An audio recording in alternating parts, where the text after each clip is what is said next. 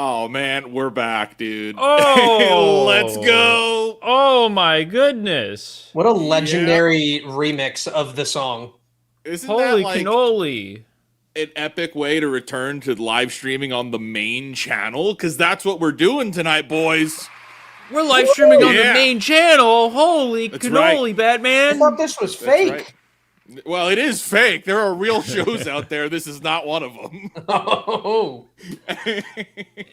What's happening, everybody? We are live stream. We're multi-streaming right now. We are on the Real Life Fake Wizard main channel. We are also on Fake Wizards Live. We're also over on Twitter right now, and this is the fake show.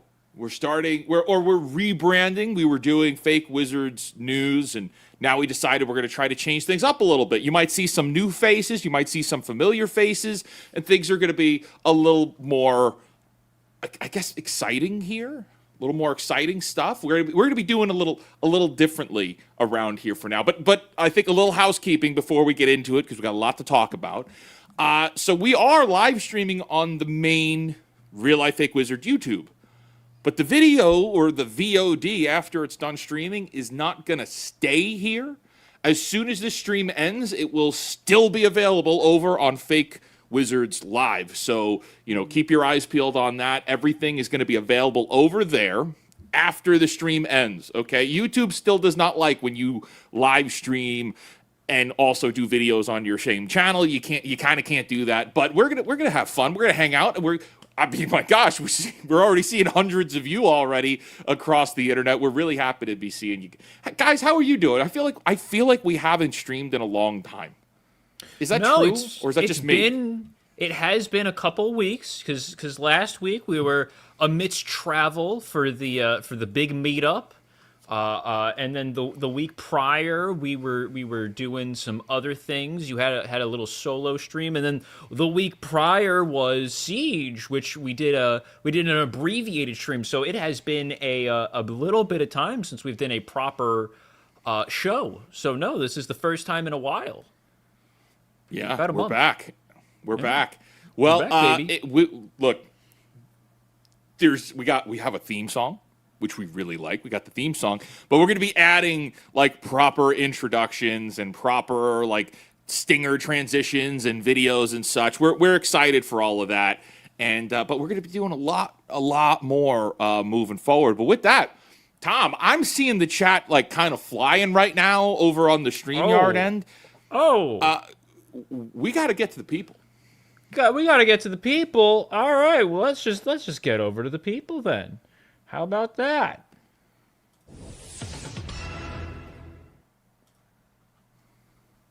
And Thomas, I don't know what happened. I died. I The don't tra- know, man. The crossover killed me. The crossover took you out.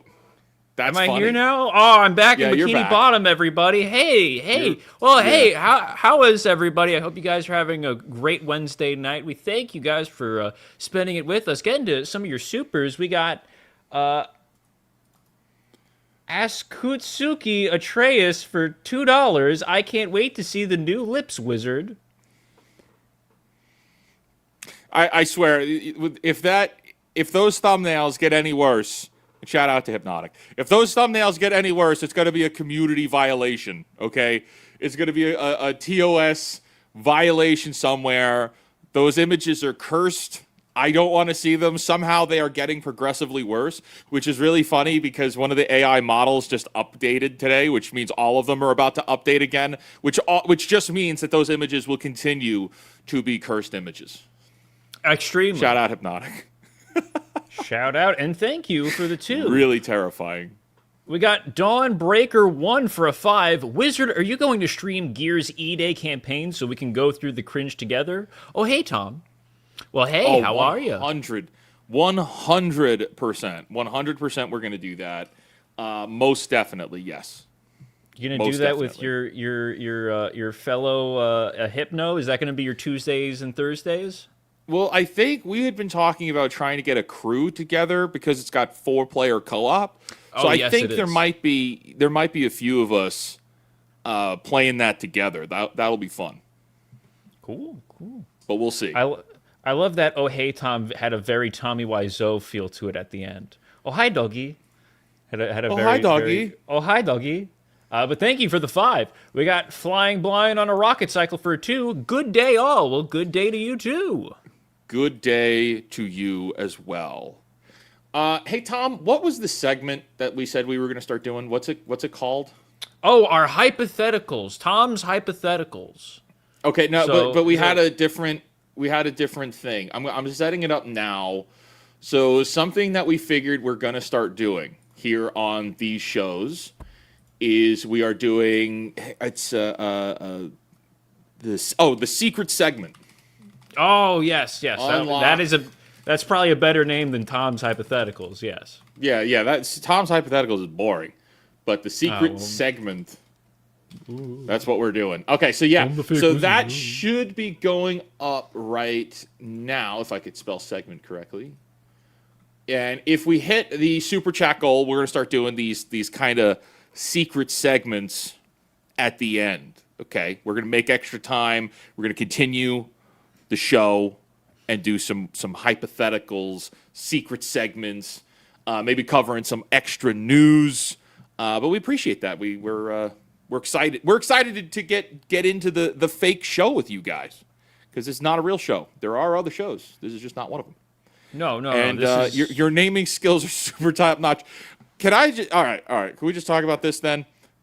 We have been battling on what we were going to name this show for 6 or 7 weeks. Yes. We have been. How long do you think it's been that we've been trying to rebrand this show? And even now, it was about 30 minutes ago that we realized we're just going to call it The Fake Show. I'm embarrassed to say how long it is because I think if we admit it, the people will judge us. Oh, no, they're already judging. It's fine.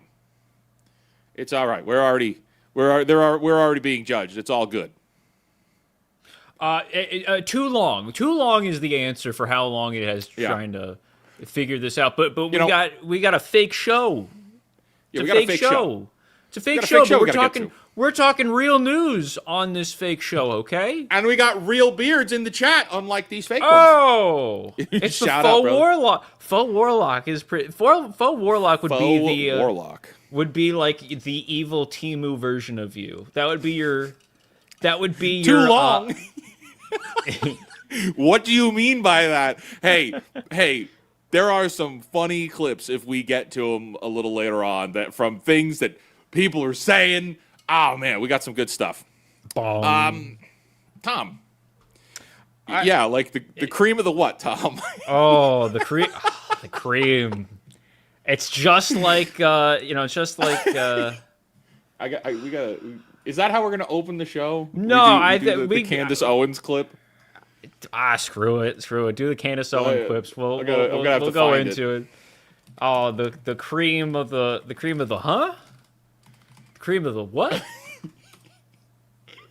I mean, it's just ridiculous. All right, you know what? No, we'll do that. We'll do that on the next segment because I have to. You have to find it. I have to find a one that's okay that I could show on Twitter. One that's passable to actually use. Okay, Yeah, great. one that's not All going to right. get us flagged from YouTube. Well, you know what? Then we'll just get to our first segment here. And look, this is called the fake show.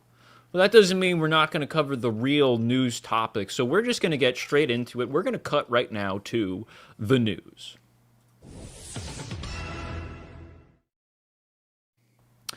McDonald's new Happy Meal mashes up Hello Kitty and Godzilla.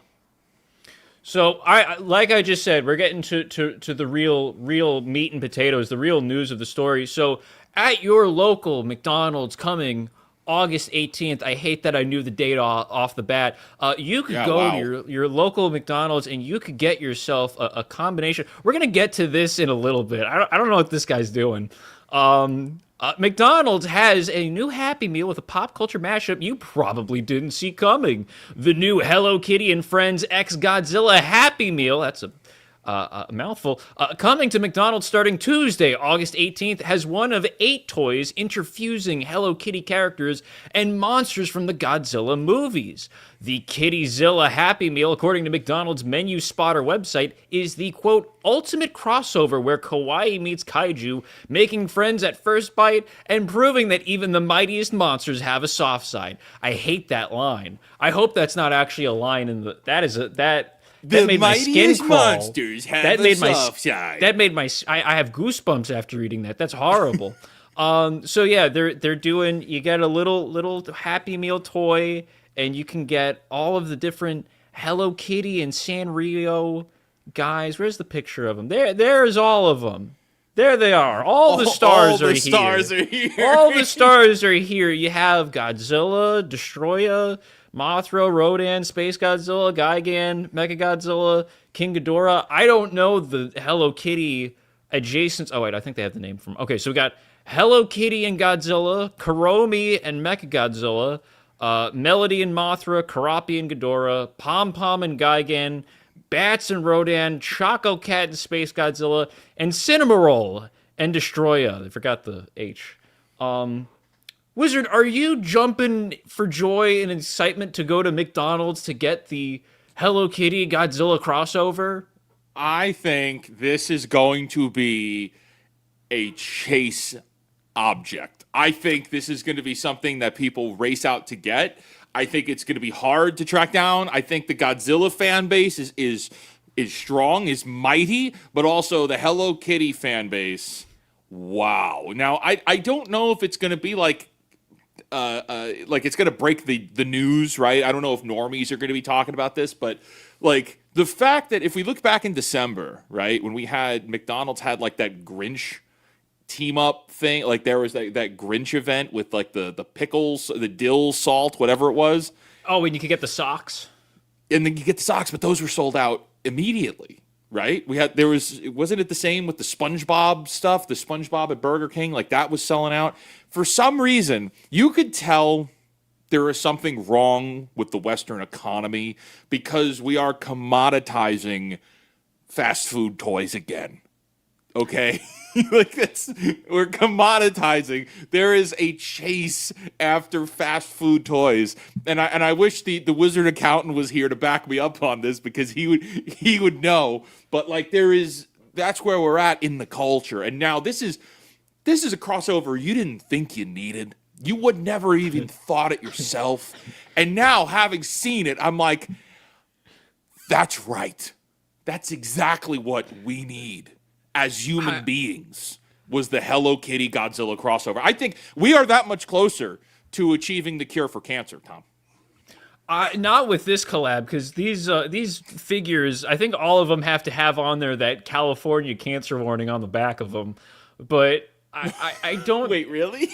Well, no, because you know how like anything with plastic now, if you buy, has like the back warning of like, oh, this is a California warning, this can have like it's on. I remember buying Switch games, and on the like Splatoon 2 back in like 2017 had on the back like the warning label of like, hey, this plastic could cause cancer. We have to we're legally obligated to have a warning on this. Yeah, no, it's they're plastic little things. I will say, I have, just from Twitter, I've seen people post like old, from like the last couple of years, like Happy Meal toys. These actually look decent. I guarantee they're going to be like this big. They're not going to be big, but like the quality of Happy Meal toys has significantly gone down. But these don't look too bad. These don't look too bad. Half of me is like, I would probably go out and get one just for the sake of it, just to be like, yeah, I got myself a little Hello Kitty Godzilla.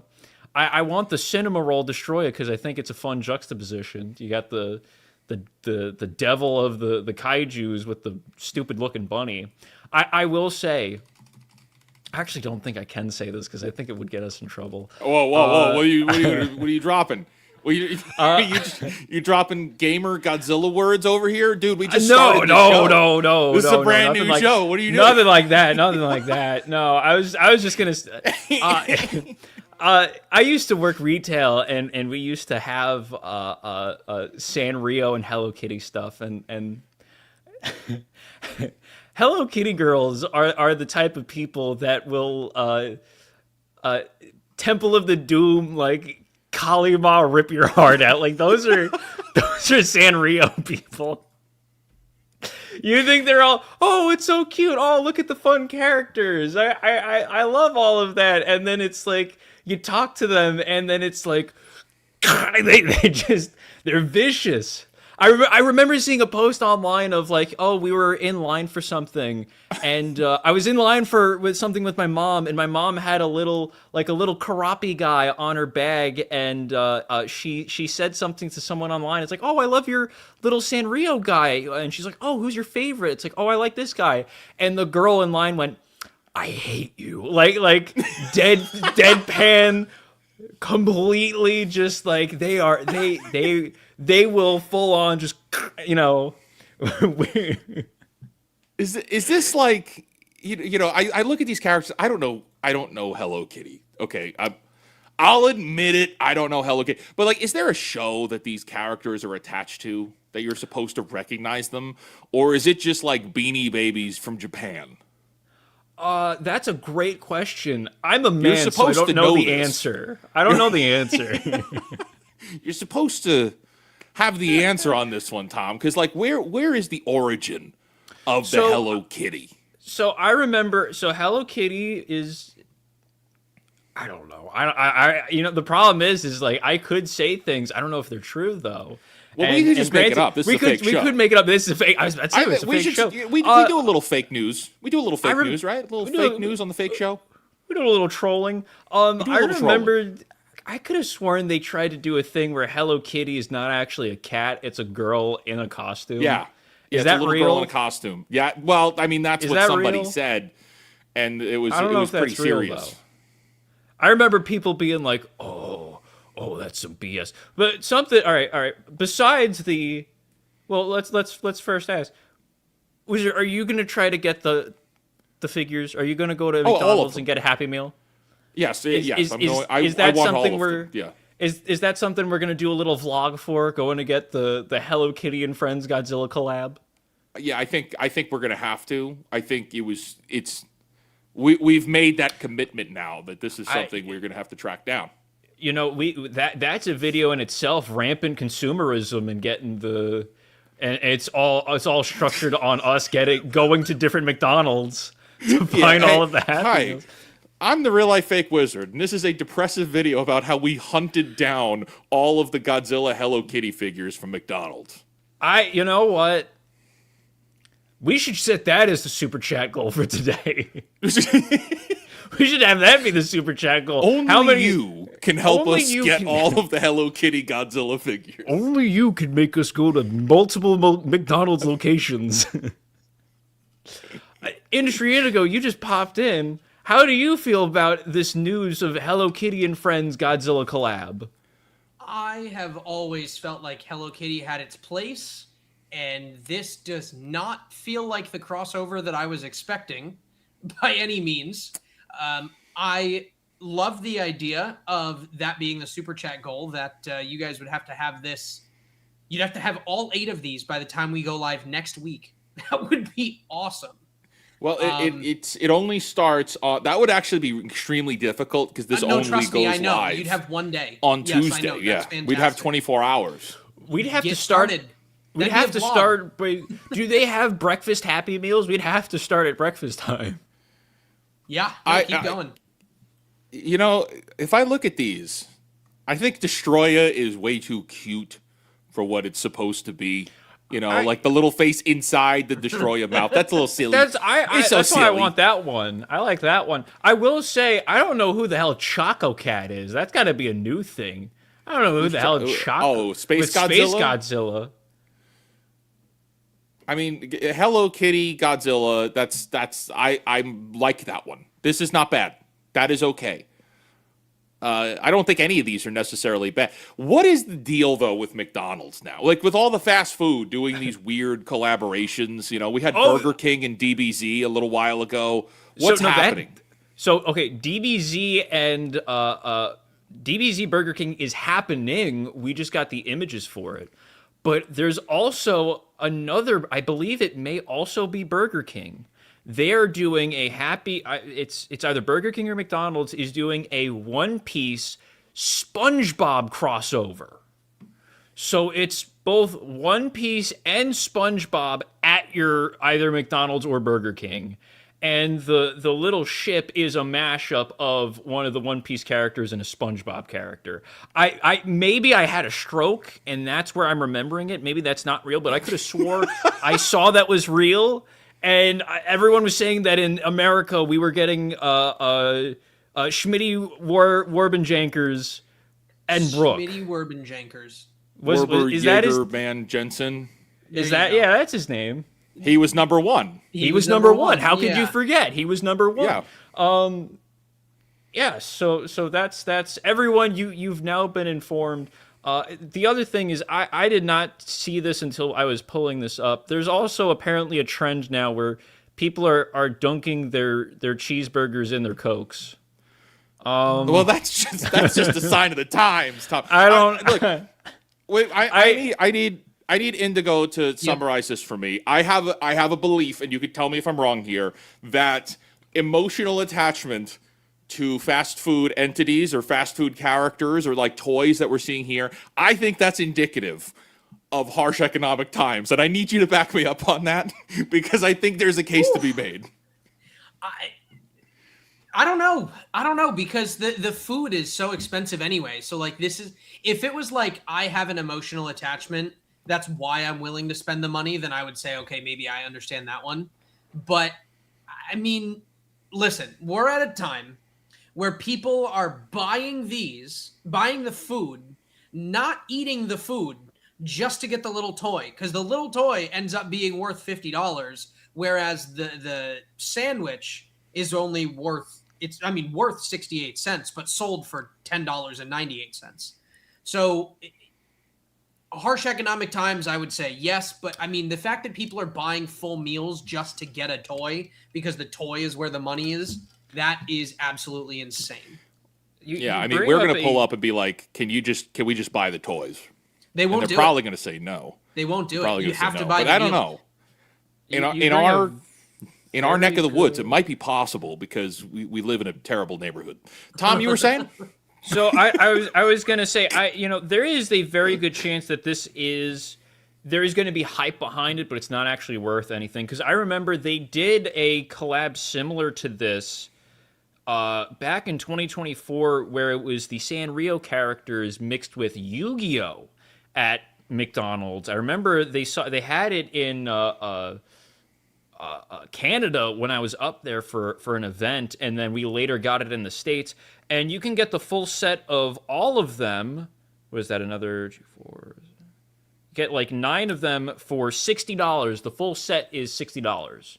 So honestly, there is a good chance that these things are going to just be all hype and they're going to be worth nothing come 5 months from now, 6 months from now. Yeah, but truthfully, this doesn't feel like an American crossover.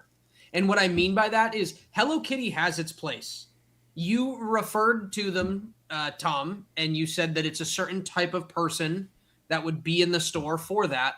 Having lived in Asian countries and been over in Asia for, a good amount of time, like Hello Kitty here is a drop in the bucket compared to over there where it is a lifestyle brand.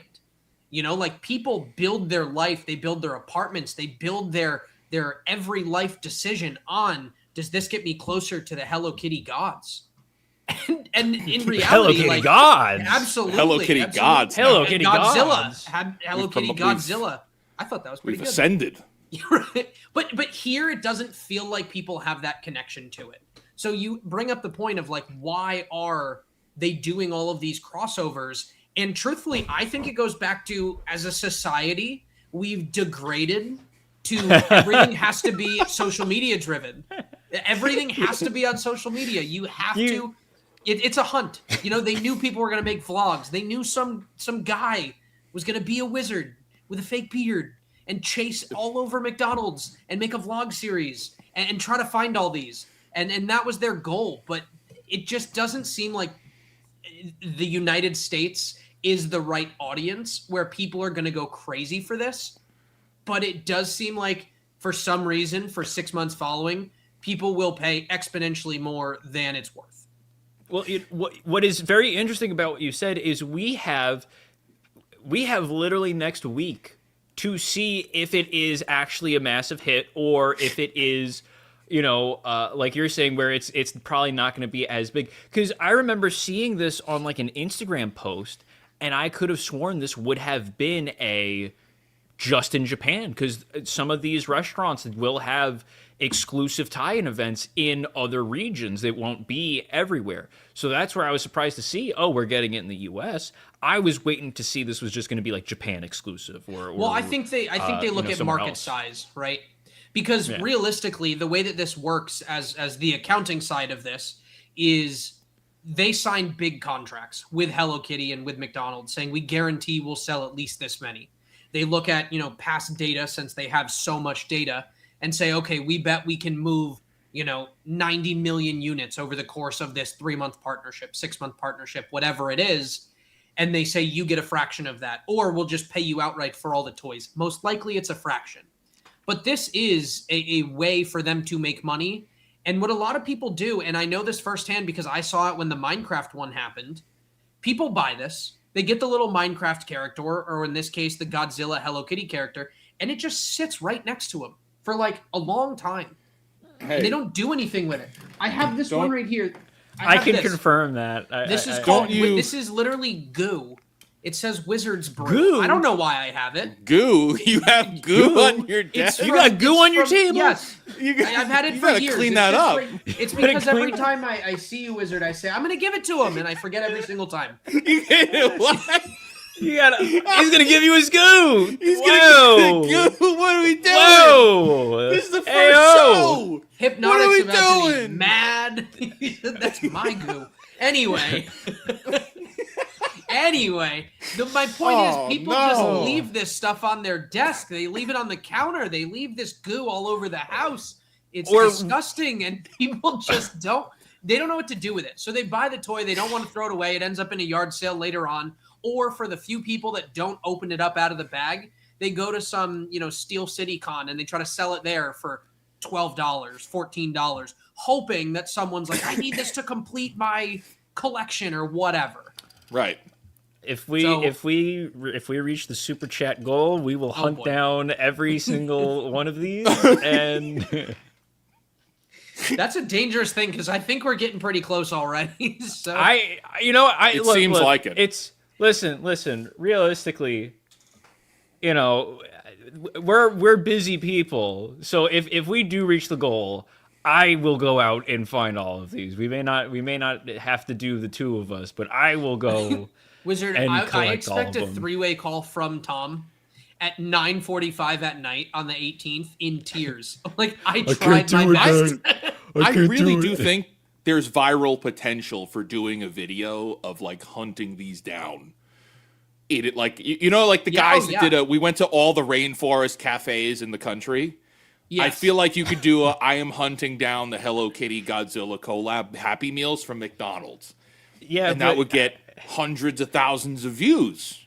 I think from little Japanese girls. I think that's what would happen. Is that the new target audience for this show? Am I missing something? I don't know, but we started talking about Wizard Goo. I don't think so. Hey, it's Wizard's Brew. It's totally. I mean, it's goo, but it's brew. Not that makes it better, but. Yikes! Oh no! Oh no! Oh! Yeah, well, is that what you use to roll across your keyboard and clean up all the crumbs on it? Let's keep it moving.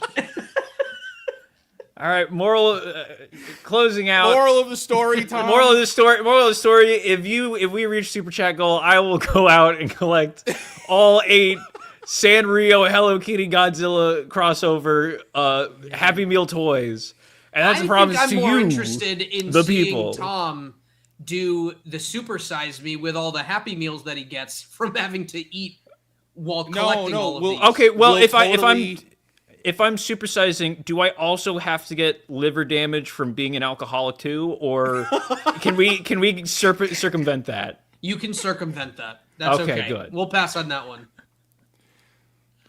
And, wow, what a way to start it! And now we know. What a way to start it. Tom, let's go back All to right. people. Let's get back to the chat. Oh my gosh. Oh my god.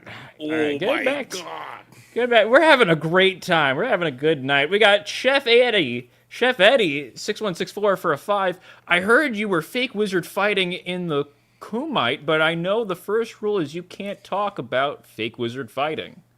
I had that entire song stuck in my head all day yesterday. Because I was on the pro show on Monday, and he played it, and it's been stuck. It was stuck in my head since then. I loved that. I was watching for that segment, and I loved how it immediately cut to him going, "We had to stop it. We lost 30 people. We had to stop it." It was perfect. But thank you for the 5. We got Ask Katsuki Atreus for a 2. We need some lip thumbnails for Beardo. Whoa. I wouldn't curse anybody with that of getting hypnotic thumbnails for anybody else. I will suffer that solo. I don't think anybody else deserves it. Those thumbnails are getting to like Meat Canyon levels of corrupted. Oh well, you haven't seen the one that's dropping tomorrow. It's worse. Oh, but my specific response back is we can't be friends anymore. Well, you setting up the crowd's excited for that then. Oh boy. We got Not Yo Cheese for 20 banger. Sup, fake wizard. Awesome meeting you in South Carolina. Had no clue you were a giant. Cheers, lad. Oh, well, it was nice seeing you too. And I'm not a giant. I'm actually 5'7", so yeah, I'm not that tall. Yeah. Not really that tall. Okay, and I've been trying to tell everyone at 5'6" that I am tall, so I feel like we're at a discrepancy here over what classifies as tall. Why? Because for 5'6", I've had to tell people forever that I am above average height for the target audience of Hello Kitty consumers. Well, I mean, I'm 5'7". I'm just not a. I'm just I'm. Yeah, but if 5'7" isn't tall, tall, 6 can't be tall. And my argument was 5'6" is tall. So I mean not a giant. I could be tall. I'm just not a giant. Fair enough.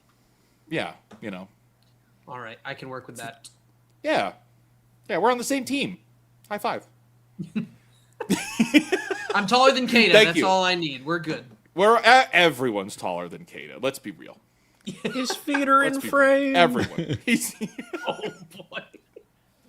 We got Jason Nelson for a 2. Nice pull on pillow for Ryan. Jeremy got it home for him. Dude, that. Oh, I hope clip. so. I mean, the freeze frame on Ryan's face. So Isaac, I don't know if you saw, but we did Friday Night Tights in person, and I brought a gift for Ryan, or I gave him a Pedro Pascal pillow that says, "I'll hold your head, baby girl," and then I presented this to him while we were live on air, and he wasn't exactly thrilled, but just the freeze frame of his face as he's seeing it for the first time, it was worth its weight in gold. It is just iconic. Okay, so what I know of Ryan, I don't know anything about his relation with Pedro Pascal. So is he a Pedro Pascal sympathizer? He is the biggest Pedro Pascal fan. Really? I would say he's the biggest fan, maybe in the entire YouTube sphere, right? Isn't that right, chat? I think that's right. That's impressive. For someone that doesn't know Ryan like yourself, I think that's the best way I would describe him. Okay. Absolutely. 100%. I am going to go back and I'm going to check that. That sounds hilarious. That's right. Well, thank you. Thank you for the 2. We got Just Insane for a 2. Hello, Godzilla. It's just insane. You exist now. Godzilla. I don't know. I don't know if Godzilla works. Hello, Godzilla. Doesn't have that flow to it. We'll have to workshop it. Yeah, if you know anything on day one of the fake show, we are horrible with names. We're literally very lucky with this one, and it was real life fake 45 minutes wizards. ago. the fake show, fake cast, fake wizard news. I mean, we've really Tom, naming you is know. our Tom. So it goes generations of bad It names. just works. It's We're good with names. Hello, Godzilla. right. Goodbye, depression. oh my Uh, goodness. We got flying blind on a rocket cycle for a 5. How about a video of fake Wiz in full costume going up to a drive-thru and ordering 20 Happy Meals? Oh, What actually, you know what? That's a great question. What is the limit on how many Happy Meals can you buy? Can we just get 8 Happy Meals and be over at one location? Do they have a rule against that? Are they going We'll to have look in to the find drive-thru out. and be like, you have no kids with you, you can't order any? Why do you have a I mean, white they van might. with no windows? well, we don't have a white van. This is true. We don't have the white. Well, I mean, maybe we rent the white van for the aesthetic. No, God, no. Oh, Just God. to, you know, really people don't do wanna pranks be like here that. anymore. People do pranks like that. You could just like, you know, my God. Pranks, God, you, no. you scare the people working there. Yeah, I can think about it, like how it's you've got the other thing like where they dump the ice cream on themselves, right? You know. Okay. I'm not I saying just- we would do it. I'm just saying it'd be funny. Wait, I just looked this up. We are not sponsored by Perplexity or any other AI, but I looked it up, and they say that locations count purchases. Tom, It doesn't think work Tom on so broke. many levels. It doesn't work at all. It doesn't work. What's the prank? Oh no, I just tricked these workers into thinking I'm a bad guy.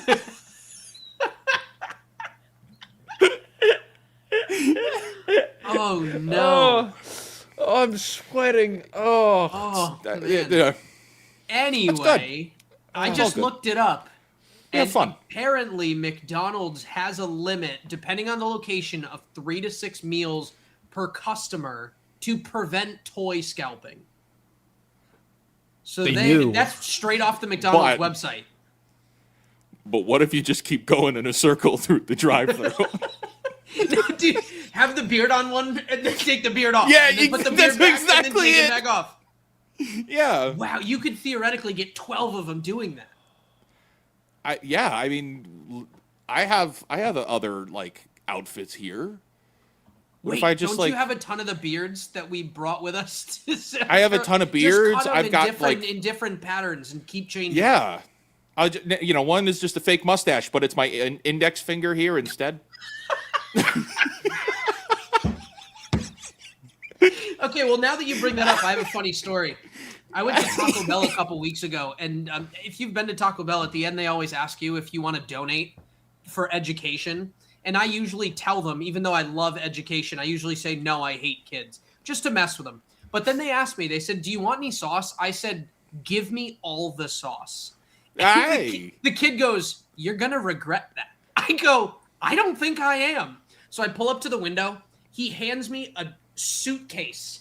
And I go, is this my meal? He goes, that's just sauce. That's all the sauce we have in this building. We need to order more. And it was like noon on a Thursday. Like, they were totally screwed for the rest of the day. So I guess sometimes you just got to ask, and that's all it takes. That's right. All you got to do is ask. Yeah. Knock and the door will be opened. Yes. Exactly. Well, you know what? Kudos to them for actually doing doing it all. You know, they very It was easily too- could have been, Kids, you know. they were just like, go for it. We don't care. They didn't know any better. They likely got fired after that. You What do you know. mean you gave all the sauces to one guy? Well, no, what made it all worse was that I told someone about it the other day that was at my house, and they said, let's see the bag. And I searched the pantry for 12 minutes, wondering where the hell this bag went. And then my wife goes, well, what did it look like? And I explain it. She goes, I threw that away. I was like, that was a 10-year supply of sauce. What are you doing? Because of course she did.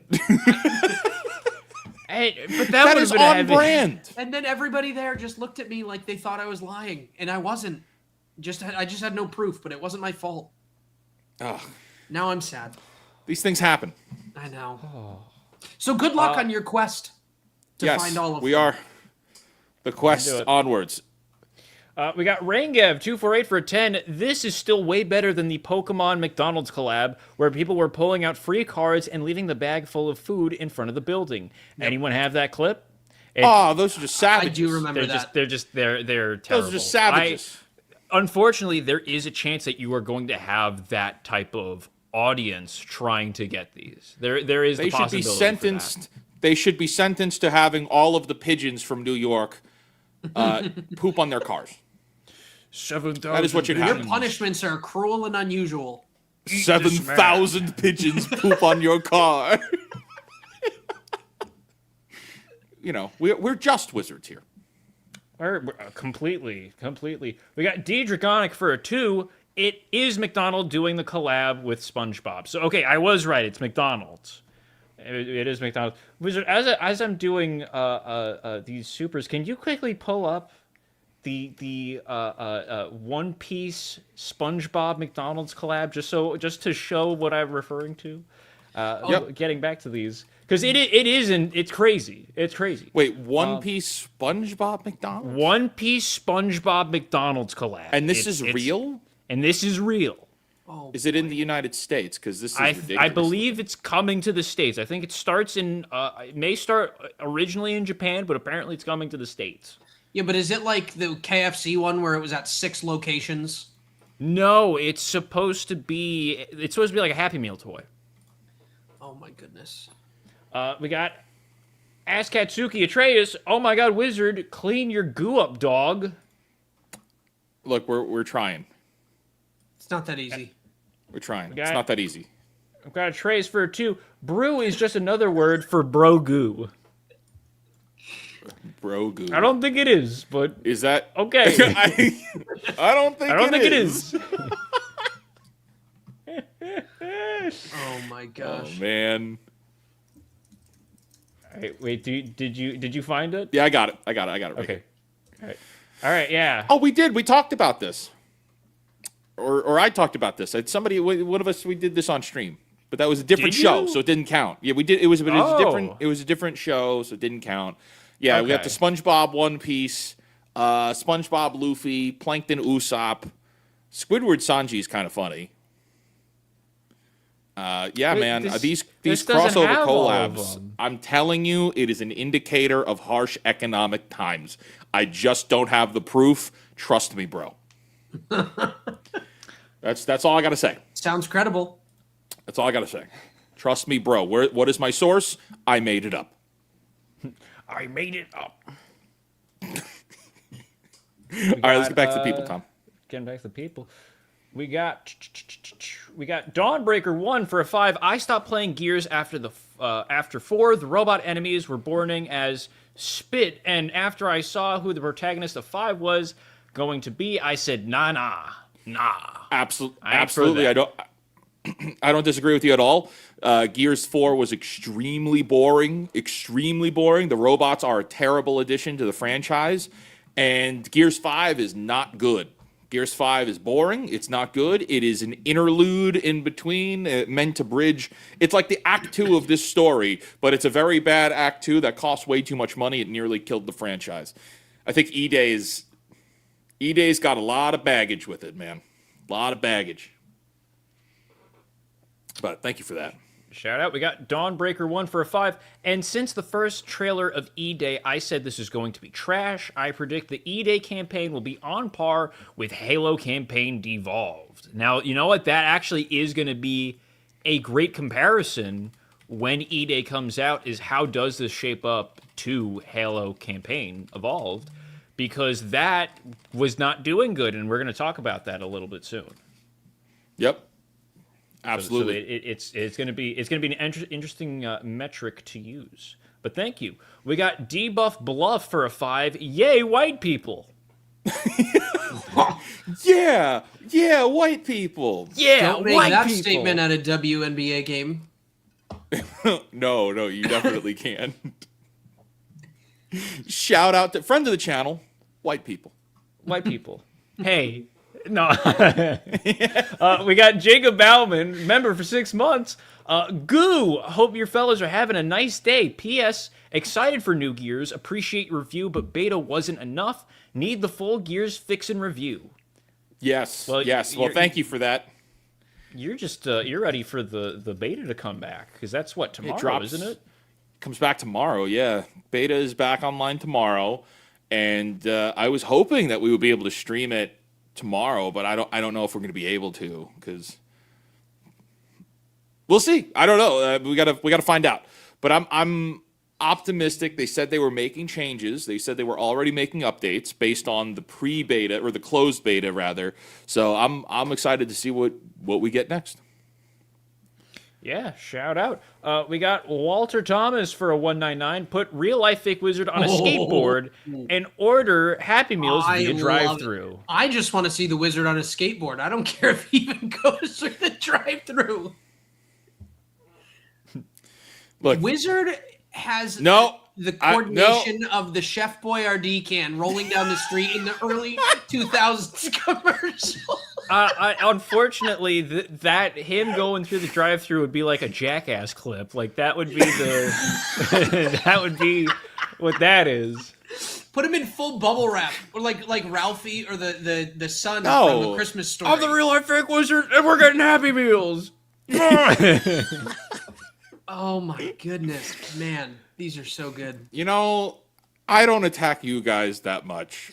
I don't think we today. I haven't. I don't think I've attacked you that much today, but I feel very attacked right now. I'm taking it personally, and you're going in my diary. We got Dawnbreaker for 2. There are around 4 to 9 million pigeons in New York City. Okay, wait. Okay. 4 and 9 million is a massive. That's 5 million difference. How is there 4 to 9 million pigeons? Because they've gone sentient, because the government controls all of them, right? All the pigeons in New York City are actually being remote controlled by the government, but there was a coup. You get it? There was a coup with the pigeons, and now 5 million of them are unaccounted for. They've gone rogue. The pigeons have gone rogue. I think they were hacked, perhaps by Canadians, as Canadians do. They hack our pigeons. Canadians. How do you say that with a straight face and just keep moving? I was going to say, Canadian geese are actually terrorists, by the way. Like, that's a whole... That is true. My goodness. That is actually a real true. show. We'd be in a lot of trouble. Yeah, this is a fake show, so... Because it's fake, we can say whatever we want. That's right. Yeah. That's right. My goodness! It's not a real show. It's a fake show. I like to imagine the 4 to 9 million is like a low tide, high tide type of ideal, where you look outside, you're like, oh, there's only 4 million, and then you look out, you're like, there's 9 million today. It's a 9 million pigeon type of night. Oh, that's so ridiculous. Jason Nelson for 2. Did you get a chance to meet Marty at the meetup? Marty Halo at the meetup. Yes, we did. Marty is an awesome guy. We got to talk for a little while. I wish we had more time to get to talk about some of the stuff he's got going on, but he signed my Halo 3 copy, which was awesome, and I'm looking forward to talking with him some more in the future. Marty's a great guy, and everything that happened with him just last night, with him getting uninvited from an event he was supposed to be going to, that's totally messed up. It shouldn't have happened. But I have a feeling things will work out. I have a good feeling. That's all I'll say. Not that I know anything, because I don't, but I have a good feeling, because Marty's a good guy. Heck yeah. We got Walter Thomas for a 199, a powered skateboard. We have to be specific. Oh, so no. It's the wizard on a powered skateboard. That's even worse. And expensive. Powered skateboards are not cheap. Yeah, and they hurt more. That's true. We got BMC CB for a 10 on a Teams call. Congratulations. You are second screen slop. That's right. You know what? I think that gives us too much credit. At least we're not third screen. That's exactly what I was thinking. At least we're not the third screen. There's always another screen. There is. Gosh, here we might have the television on. You might have a game on or something, and then you could be on the phone, and then you got third screen slop. And that's when you pull out the fidget toy while you're doing that too. You know. Do people still use those? I do. Yeah. Do you have the little spinner or the cube that you? I've lost all of my fidget toys. Okay. Yeah, I took my fidget spinner to South Carolina, and I don't want any goo. I keep. Okay. I don't. I'll mail it to you if you'd like. I don't know. Yeah, you don't have to mail me your goo. That's fine. That's all. That's okay. All right. No, I lost my fidget toys. Tom, we're moving. Actually, we're flying. The time is flying by, and the only thing we've covered so far is McDonald's and Godzilla Hello Kitty. What else do we have on the docket? This might be a fake show, but we do have real topics. We do have real topics. So getting into it, we're going to be talking about. Well, let's just get into it. Warner Brothers stirs controversy after posting, quote, embarrassing AI dog podcast for the end of Oak Street. Nice. So this is a huge F-up. So if you haven't seen, I saw this. I don't think either of our panelists have seen it, so I'm curious to see your reaction. So coming out this week is the new dinosaur movie with Ewan McGregor and Anne Hathaway, The End of Oak Street. And as a promotional video for it, they did... where the dog that's in it is interviewed on a podcast with two other dogs, and it's AI, and it's really embarrassing. It's really bad. It looks bad. So they released this, and in response, everyone online has just gone like, ugh, gross, bad. You guys are stupid.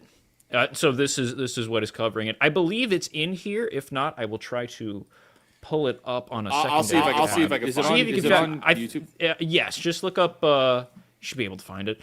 So getting into it, Warner Brothers is under fire after it collaborated with an AI dog podcast to promote Ewan McGregor and Anne Hathaway's new movie, The End of Oak Street. You've probably seen trailers for the sci-fi film and its next-door neighbor dinosaur story in the last few months. Helmed by It Follows director David Robert Mitchell and produced by J.J. Abrams.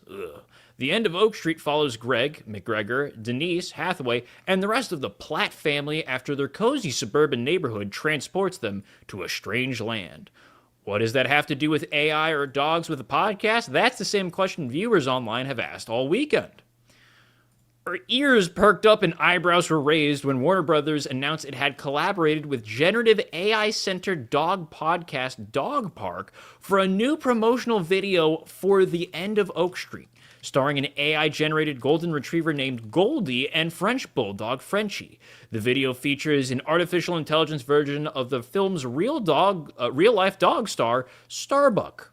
Despite coming in a little more than a minute and a half long, it didn't take long for comments questioning Warner Brothers' use of AI to start flooding in. Although few social media circles like Facebook seem to have generated positive responses from commenters, the reception seems to be overwhelmingly negative across Reddit, X, or Twitter, Instagram, and more.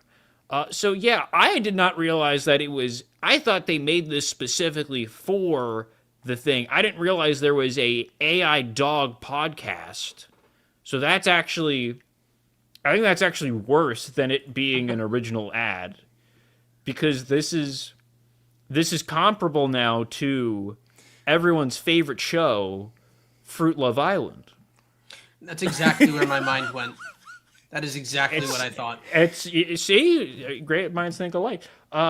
The backlash has bubbled quick, too. Comments so far range from those questioning why a multi-billion-dollar company is using AI in this way to the many, many others who have now sworn off seeing The End of Oak Street altogether.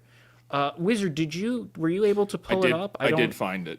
Okay. Do you want to I'm up? sharing my screen here. If you want to get this screen up. Nope. No. Get out of there. Get out of there. Okay. All right, so here it is. Just let me know if the audio comes in because we're having a little tech problem over on the StreamYard thing being stupid. All right, so to be clear, as I hit play here, this is an AI dog podcast that was then paid by J.J. Abrams' company to run this. I have so many questions. Because the movie is done by J.J. Abrams. It's Bad Reboot. It's Bad Robot. Bad Robot. So let's see what this is. ran from dinosaurs and helped save his human co-stars. Please welcome Starbuck from the end of Oak Street. Thanks, guys. It's nice to finally speak with interviewers who understand the craft. Starbuck, which of your human co-stars was the best trained? Ewan This is McGregor so was cringe. excellent with treats. Anne Hathaway matched him there, but she could scratch behind both ears at once. Game over! But you weren't just there for the ear scratches. You did some serious... I'm going to pause right here. This is the end So of the that- movie? This is no, this is marketing for the movie. This is a promotion. This is a channel that runs this AI dog podcast that was then given money and said to do this to promote the movie. I don't blame them for taking the money. I would take the money and run. I blame J.J. Abrams for thinking this was a good idea. Yeah, whatever the production company, whoever made this decision, bad choice. This is not a good promo. Of just destroying legacies. Steven Spielberg, Christopher Nolan, J.J. Abrams. This summer has ruined them. This is I'm really, afraid to really keep bad. scrolling. Yeah, don't keep scrolling. This Don't is, keep yeah, scrolling. All right, let's see what else. serious action work too, right? Oh, yeah. Running, jumping, dodging dinosaurs, and when things get really bad, I come back to help distract them. So while the humans panicked, the dog handled it. Not to brag, but yeah, I'm kind of a hero. Be honest, did the dinosaurs ever have you tuck your tail between? So we've got dog empowerment in 2026. That's where we're at as a culture, guys. Is that now we have dog empowerment on social media before GTA 6, mind you. That's it, man. Full send. Man. I'm sad. You know, this makes me sad. I look. I didn't think many people were going to see this movie anyway because it kind of feels like it was just like, oh, it's a summer movie. It may do good.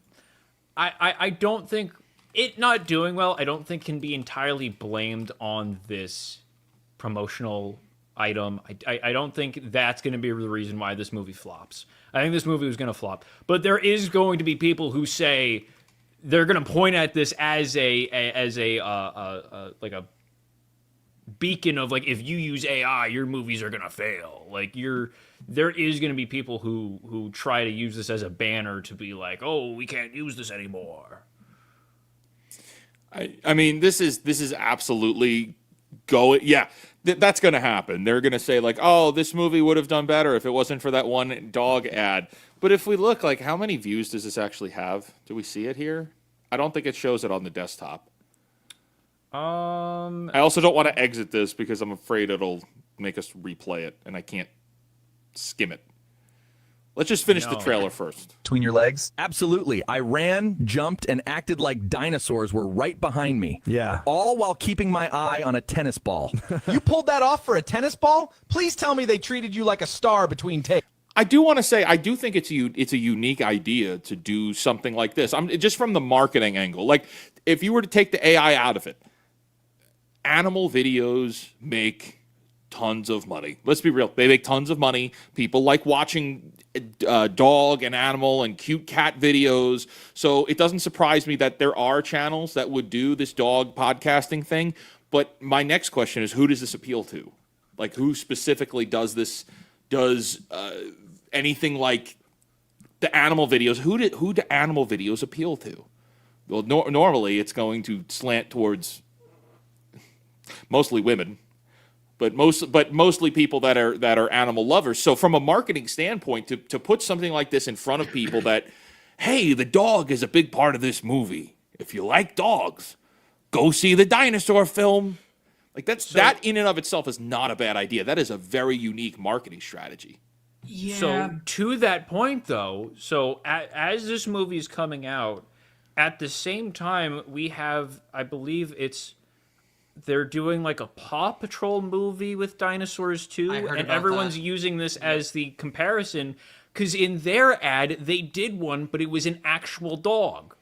They did so it was like a dog sitting in a chair barking, and they had subtitles come up as if the dog was talking to you. So we have the flip of that, and now people are like, "Oh, the opposite could have been done very easily. You guys going this route not only was embarrassing, but it looks worse." And now very realistically, they could have seen that they did this and then went, "All right, guys, quickly, who's got a golden retriever? Put him in a chair and just film him for like 10 seconds. We're going to dunk on these people, and then people are going to like us more." Like that, they very easily could have done that in prep for it, just like seeing the backlash to this, but I don't know. Is it the screen is far from me. I can't see. Is it getting views? Okay. What is I it? hit the wrong button. It has, well, this channel, why would you work with this channel? Because this channel has nearly 1 million followers. So there's a lot of followers here, and these videos are pulling in, all right, 168,000 on this trailer, 100,000, 50,000, 80,000, 90,000, 244,000. All right, so clearly people are watching this, which makes me then fall back to, they don't care. This movie, these people, whoever, the marketing apparatus that signed off on this does not care if you're going to be triggered and upset because they did an AI dog ad. They care more about getting the people that are falling for the AI stuff. Which, I mean, that's a whole other talking point. But when we look at the statistics with AI, who are the people that are falling for AI because they don't know any better? Boomers and Gen Alpha. Well, Absolutely. My dad's addicted to AI videos, like reels. Yeah. He'll just scroll them for hours. Like he really liked ER or 24 when it was on, and now he just watches AI versions of that nonstop. And I told him, I said, this is AI crap, right? He's like, yeah, I don't care. It's just something to watch. I'm like, just something to watch. They've done a number on you, old man. I think we need to introduce your dad to Fruit Love Island. I think he's missing out. Good luck finding Fruit Love Island. Ooh. I'd pay more for a single episode of Fruit Love Island than a single Hello Kitty Godzilla toy. You take that back. To the bank. You take that back. Take that to the bank. I'm not taking it back. I can't take it back. I said what I said. It's happening. But listen, I'm not so sure about how this movie is going to do, but it is totally not a new format to have animals as like the lead in a movie. Right? There were tons of them before. They had Air Bud, they had Beethoven, they had, cats and dogs. Cats and, 101 Dalmatians. Like, they've done live action version before AI exploded. I can appreciate that they were trying to do something unique. However, the numbers here aren't good. And I thought we were past the Hollywood days of making bad movies just 'cause. Like, I was under the impression that Hollywood had to, make... Because their budgets for everything are ridiculous. To have Anne Hathaway in this and Ewan McGregor is a crazy thing. That right there is going to be probably at least $25 to $30 million for the both of them. And then all of the AI and, the compute to use the AI for everything for the movie. This is... I mean, you're looking at a $100 million movie that I wouldn't be surprised if... I don't even know when this comes out, but I wouldn't be surprised if 2 weeks after this comes out, they're looking at a loss here. Well, we're going to see it tomorrow, so it drops tomorrow. We'll have for the people. Hey, we will have a review over on the Fake Wizards channel, probably before the weekend is out. Whoa, Tom, get to work. I haven't seen the movie, can we watch one more of these videos before? I want to see. Maybe this one's a mulligan, right? We need a control. We need a control sample. That's right. We need the control sample. Daisy makes the big decision. Which of these dogs gets the golden stick? And which one gets emotionally destroyed on the internet? This is puppy love. This is Dog Fruit Love Island. So, Daisy, tell us about Fido. Well, he let me win at tug of war on the first date. Main character energy for sure, but sweet. Dude, this is Gen Z. And Juan? Juan stood between me and the vacuum. Was he terrified? Yes, but he stayed. I just need... I I think the government needs to take away our access to the internet. Are you kidding? The government created this think- because they know it makes us all stupid. I think we need to take assessment tests in order to access the internet now. Oh I'm fully bought in.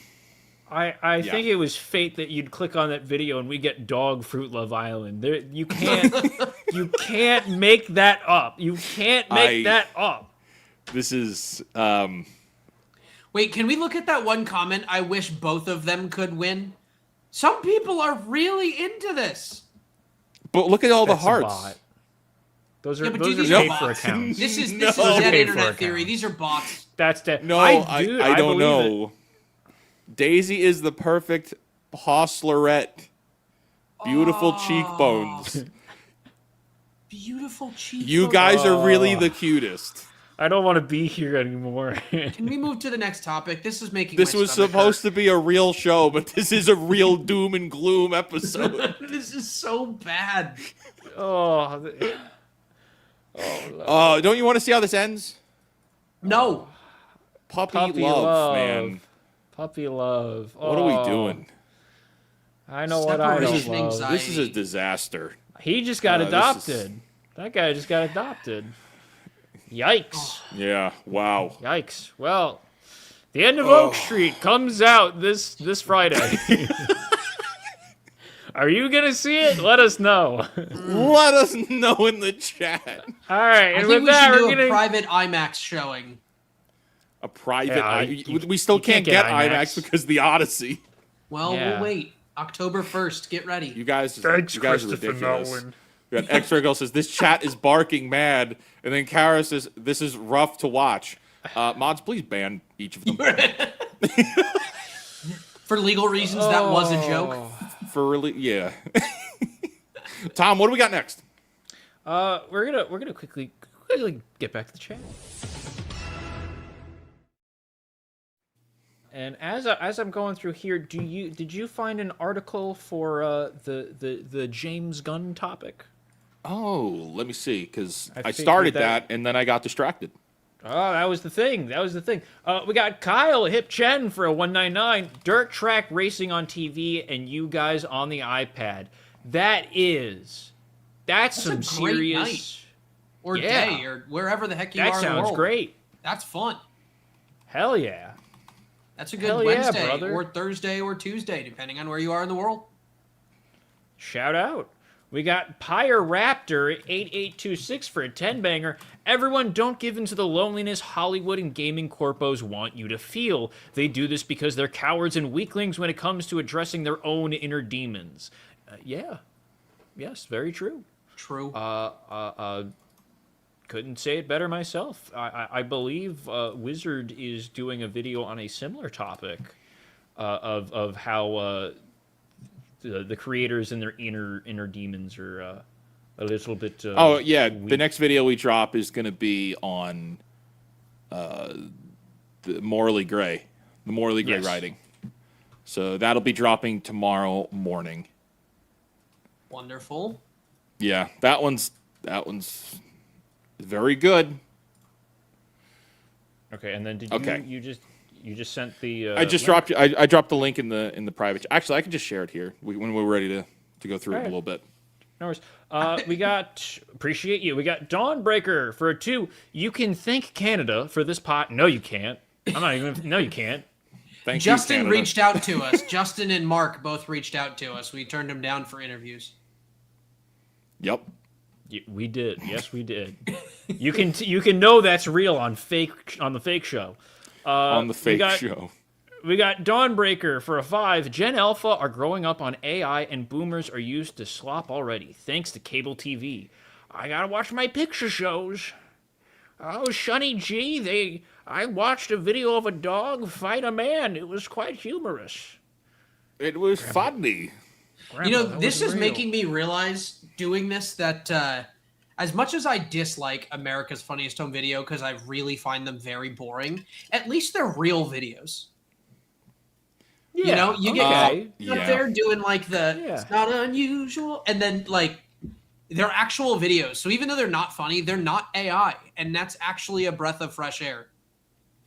But this all plays back into the video that you posted earlier this week, Wizard, about Disney just trying to slopify everything with their ability to just AI their own TV show.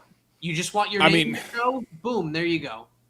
Everything going, with their whole, like, we're going to partner up with TikTokers, and, like, TikTokers are going to make Disney content. It's like, oh, wow. So they have really run out of things to do. They're very afraid of, in the same way that in gaming we're watching corporations co-opting the indie scene, we are now watching it's very similar. So Disney is now co-opting content creators because it's cheaper. So it's in the same vein. Things have gotten so expensive to do things conventionally as it was done before, and too risky, that in order for them to be risk averse, they need to move someplace else where they can handle taking losses. And that's just the TikTok scene now. I hate this because of obsession. It doesn't have to be expensive. It doesn't have to be like, it doesn't have to be a huge risk. Like, Curry made videos for 5 years, 8 years. He said he's been editing his entire life. You just need people that aren't completely terrible at their job and hate society to be decision makers at these companies.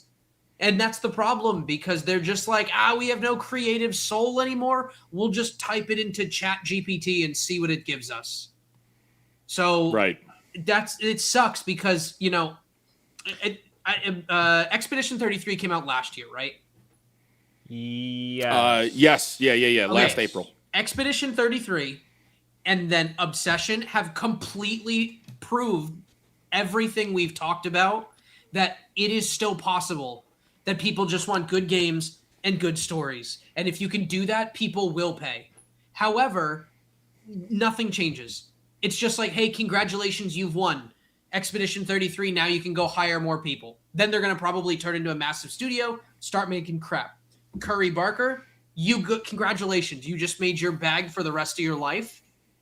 Hopefully he doesn't get corrupted. We have yet to see. But yeah, we'll see. He stood his ground pretty well.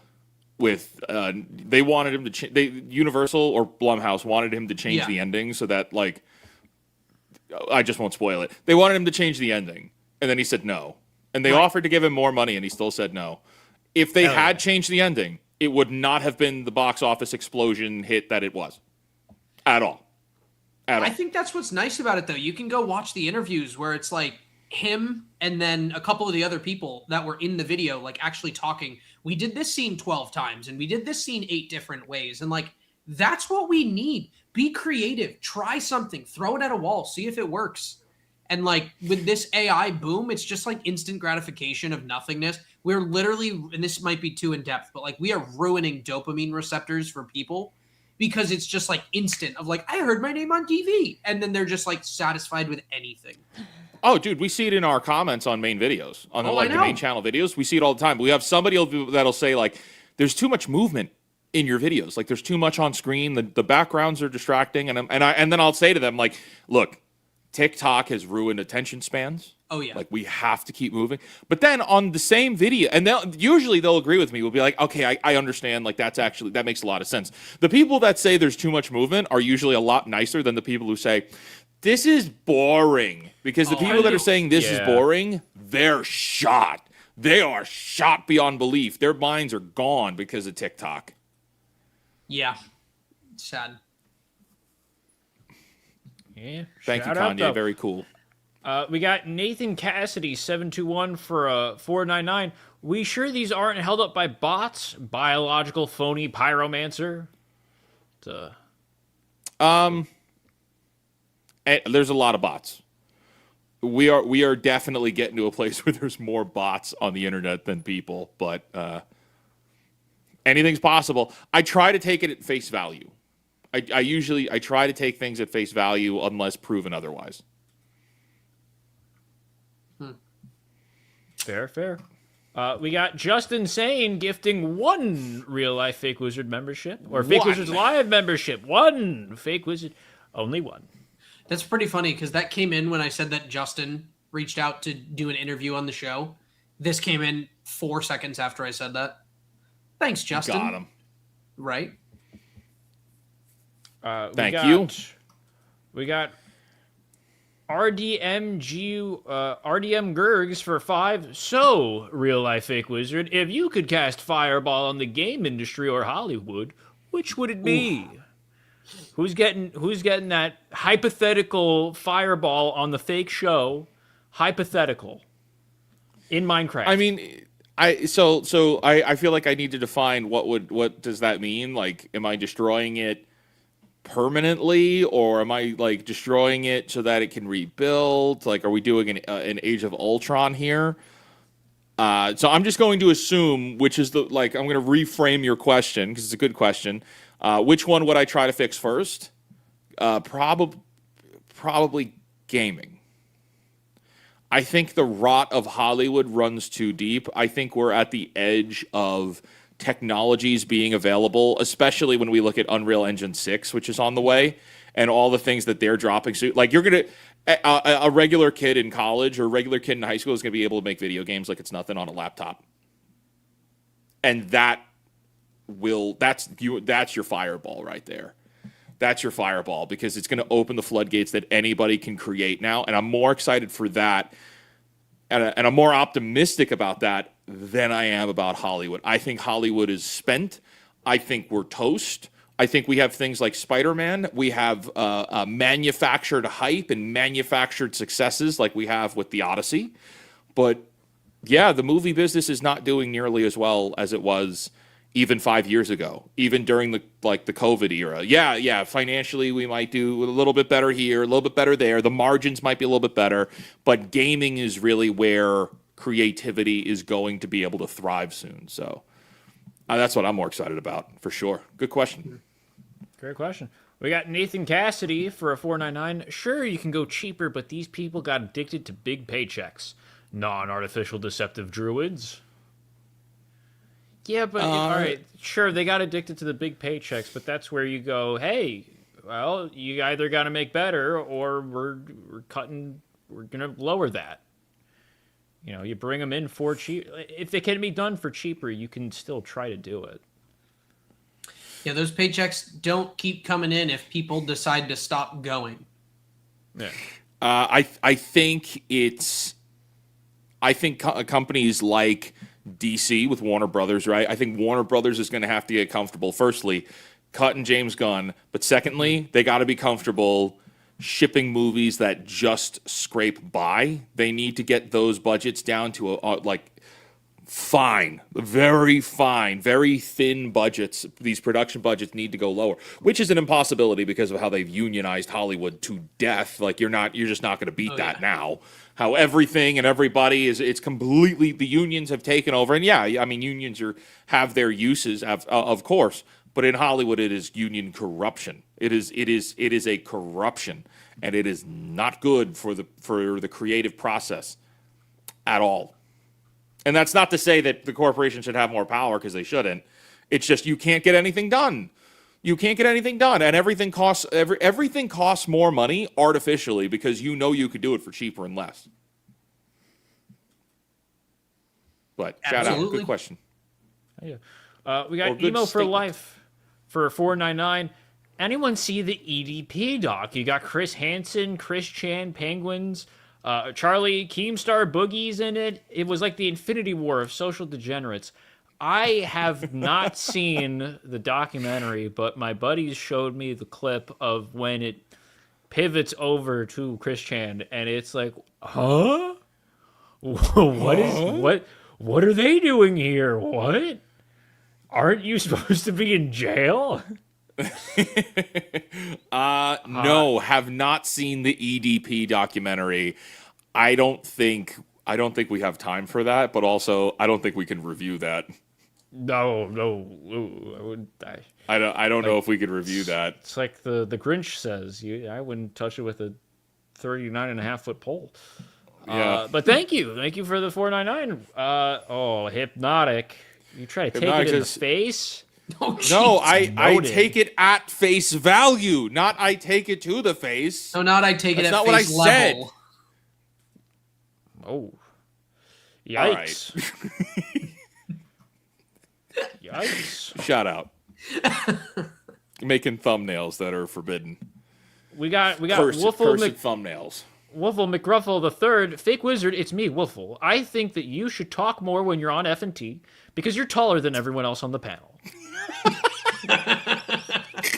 Well, with that logic is sound. I like that. I agree. That's what's going to happen. Tall person speaking. I think. Silence. A tall person is speaking. Oh man. Shout out. We got. That would last for about 5 minutes. We got Nathan Cassidy for a 499. While I agree, name one person that loves taking a pay cut. I can't name one personally. Realistic, unconvincing elementalists. All right, that one's probably the best one out of the faux wizards. Realistic, unconvincing elementalists. That's that perfect length of too long, but it gets it. The other ones were that one's good. I think that's it. That's an interesting point, though. Name one person that loves taking a pay cut. So it's not like people individually we'd be taking pay cuts. I think that's usually not what it comes down to. There is so much spend. Maybe Isaac could explain this better. But when you think of like the amount of spend bringing in consultants, the amount of spend on hiring too many people that aren't doing anything but getting coffee, the spend on the actual like locations that they're going to, and maybe the governments that they have to work with. Like there's all of that comes. You're running a business. Yeah. There is always cut that could be done on business, right? Absolutely.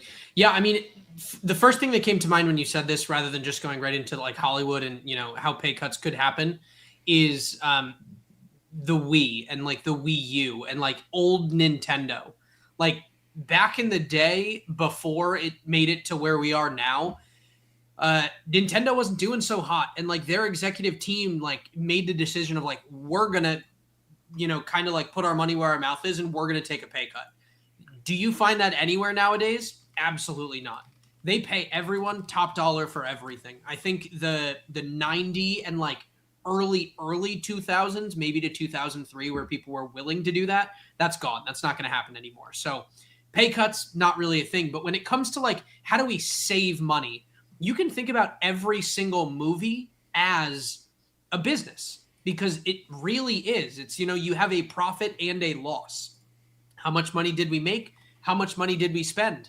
And the reality is that like there are a lot of ways to cut it. Do we need 18 showrunners that bring us coffee every morning? Probably not. Pour your own cup.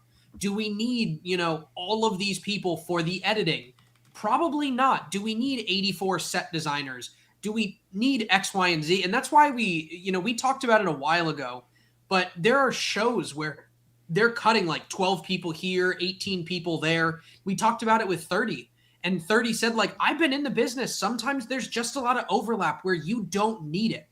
The unfortunate part, now it's good in its intention, but the unfortunate part here is that every dollar that a production loses, they can just write it off.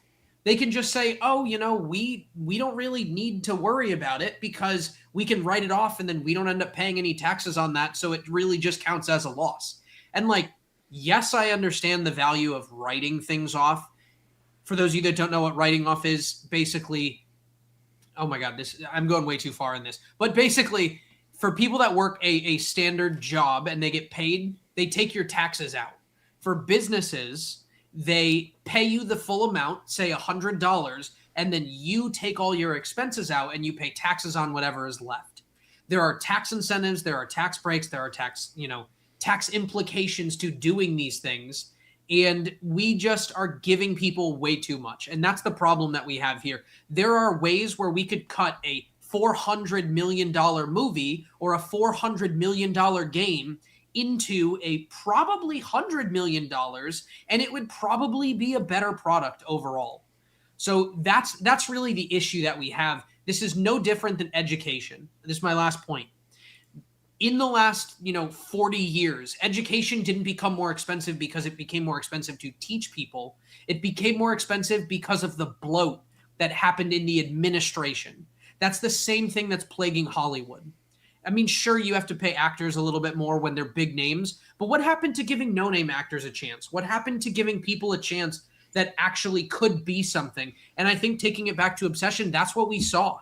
The girl, the main girl, no one knew who she was before. She's going to go from $20,000 for that project to well over $1 million for whatever her next project is. It's just going to happen. But $1 million versus them having to pay $25 million to Matt Damon for being in the Odyssey, that's a huge difference. And we could do that. So we do have the ability to cut pay on things. It just seems like spending money is easy, and that's why people do it. Yeah, that's a good explanation. I dig it. Absolutely. Hell yeah. We've proven it. And with that, I think that's where we're gonna pivot back into the news as it's we're we will get all of the supers. There will not be a single super chat unread. But real quick, Tom, we got Justin Sane gifted 1 Fake Wizards Live membership. Thank you, Justin. Dropping 2 today on stream. And then shout out to Max Relax, who just gifted 5 Fake Wizards Live memberships. Thank you guys so much. I don't think I've ever seen Max Relax. So thank you for doing this. Bunch of new names in chat. Thank you all. Yeah, we see there's more supers here. We are going to read them, but we are running low on time, so we got to get back into the new. Well, it's the news. Tom, let's get to the news.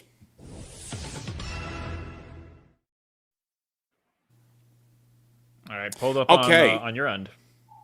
Yeah, so here we find 2 more DC shows just got canceled as James Gunn's DCU continues to struggle. Over half the DCU TV series announced in 2023 have now been canned. Yeah, so as we scroll down here, we're going to see that the Wonder Woman-inspired show called Paradise Lost has officially been canceled, and also the Amanda Waller show has officially been canceled. Oh, no. Oh, no. I mean, this story does kind of continue. There's a lot of problems happening with DC right now. Obviously, Supergirl underperformed dramatically. We also have Lantern starting up this Sunday. I don't want to watch it, man. I don't want to watch it. Because isn't this the one where they made it a big deal on stage? They were like, it's just lanterns. It's not Green Lantern. Yes, yeah. Oh, yeah. Wonderful. This is that show. I don't want to watch it. I'm not interested in it because we know it's going to be bad. We know the opening is going to be insulting to the audience, and then it's going to be 8 weeks of just torture. But we've got to watch it, and we will suffer through it, and we will review it here with you guys. But yeah, things are not good over at DC right now, and I know a lot of people are talking about it, but I figured we could bring our perspective to something like this because we had Superman last year, didn't do that well. And then we had Supergirl this summer, really didn't do that well. And so it seems that there's certainly problems there. But, you could talk about, oh, well, Supergirl didn't do well. Nobody's interested in Supergirl. The semantics around the character, not so good. However, I think Spider-Man needs to be brought into this discussion now because Spider-Man is on a trajectory where it could pass $3 billion. Yep. So what I want to do is I want to go to Mr. Indigo here, and I want to ask, when it comes to marketing and paying attention to one's target market, as we're seeing things like superhero movies, it seems like people are rejecting that. When we see like Spider-Man, people still love Spider-Man, but like, how hard is it to get a target market back once you've lost them? Oh, man, I would say 10x what it took to bring someone in. When I would say 10, 15 years ago, as you know, Wizard, they used to say that you have to basically be in front of someone 7 times before they're willing to purchase. In this case, purchase would be go watch the movie, right? They need to have seen an advertisement 7 times. Nowadays, they say it's 13 times before someone will actually go and see it or purchase or interact with your product. So now we look at it and we say, if you've burned them, it's going to take 10 times more. You're now looking at 130 good impressions that someone would have to have before you can truly convince someone to spend any dollar at all to go and see something. So I don't know if listen, we know James Gunn just creates stuff for himself. He doesn't care about anybody else. But the problem is he's alienated this audience so far that they are just burning through any sliver of goodwill they had at all. And on the inverse, then you see things like Spider-Man, where they listen to the fans. They let Tom and Zendaya be more involved and say, what do we think we actually need to do? And we're seeing what very likely could be one of the highest grossing movies of all time. Yeah, that's true. It's not even of this year. Like, that movie could be in the record breakers, which is certainly interesting. You know, say what you want about Spider-Man, and I think here we gave it like a 7.5. It's got problems, but it's not terrible. Yep. But if we look at something like Supergirl is terrible. And if we look at what Lanterns is about to be, Lanterns is terrible. If we look at Peacemaker, the only thing carrying Peacemaker happens to be that a lot of people really like John Cena. End of list. That's the only redeeming thing about Peacemaker, is that you really like John Cena, and it's like you're hanging out with John Cena, who's actually a really nice guy in real life. Like, I've met him a few times. Like, that's it. That's all there is. You look at Superman, and it's like, hey, this is all that we would love. The Superman. The actors are really good. The writing is garbage. Yep. And I just don't think. I mean, what we're seeing here is the fact that now we're getting announcements that things are canceled. We're getting announcement that things are being put on ice, right? And it seems like they are sunsetting the DCU. I mean, Tom, what's going to happen here with do you think that Lanterns failing or getting a lot of hate is going to change how people perceive DC at all? Or do you think Lanterns will help or hurt Man of Tomorrow? I think DC is going to actually. I think what Lanterns does is going to be pivotal to the direction that DC goes with, and what Warner Brothers goes with, or whoever is going to be owning, pieces of Warner Brothers come forward, as that deal is still in a bit of a limbo. It being bad and everyone craps on it for 8 weeks straight is going to further discredit anyone's excitement or interest in watching anything from the DCU. It will hurt Superman, Man of Tomorrow, because what ends up happening is like, okay, the Lanterns, from just like a lore perspective, from a lore wise thing, Lanterns being supposed to be space oriented, Lanterns are supposed to be Green Lanterns. This being apparently on Earth most of the time and just being True Detective, we don't know how it's going to be, but it tying to the DCU as a whole is. It has the very high possibility of it being irreparable damage. You're going to have... We've heard rumors that they're trying to rework Man of Tomorrow into being like a pseudo-Justice League, where they're going to introduce more characters into the movie to try and maybe appeal to getting more people in, because, Superman, Supergirl were not getting people into the box office. But I think Supergirl was... Supergirl was digging out the grave. There is a very high chance that Lanterns being bad, it needs to be really, really bad for it to be like that. It will be the final nail in the coffin. And then, regardless of what Man of Tomorrow does, it's not going to matter. I think this is going to be the decision maker of DC. I think this show will be the... I think this show has the... Because while on one hand, it's not being really... I feel like they're not doing a great job at marketing it, like, at all. I feel like this is not being marketed at all. So part of me thinks that maybe them trying to undercut, where it's like, okay, maybe we can just get through these 8 weeks and sweep it under the carpet and have no one to talk about it. But viewer reception, brand reception, people were split on Superman. People were not very split about Supergirl. Because no one saw it. But for you go from all right, Superman was a split of like people liked it, people didn't like it. Then Supergirl, either no one watched it or they hated it. And now you're gonna have Lanterns, where it's going to be that same boat of I didn't watch it because everyone said it was crap. Or there is, you know what? Maybe there's a flip side of everyone's gonna watch it and they go, wow, this is actually good.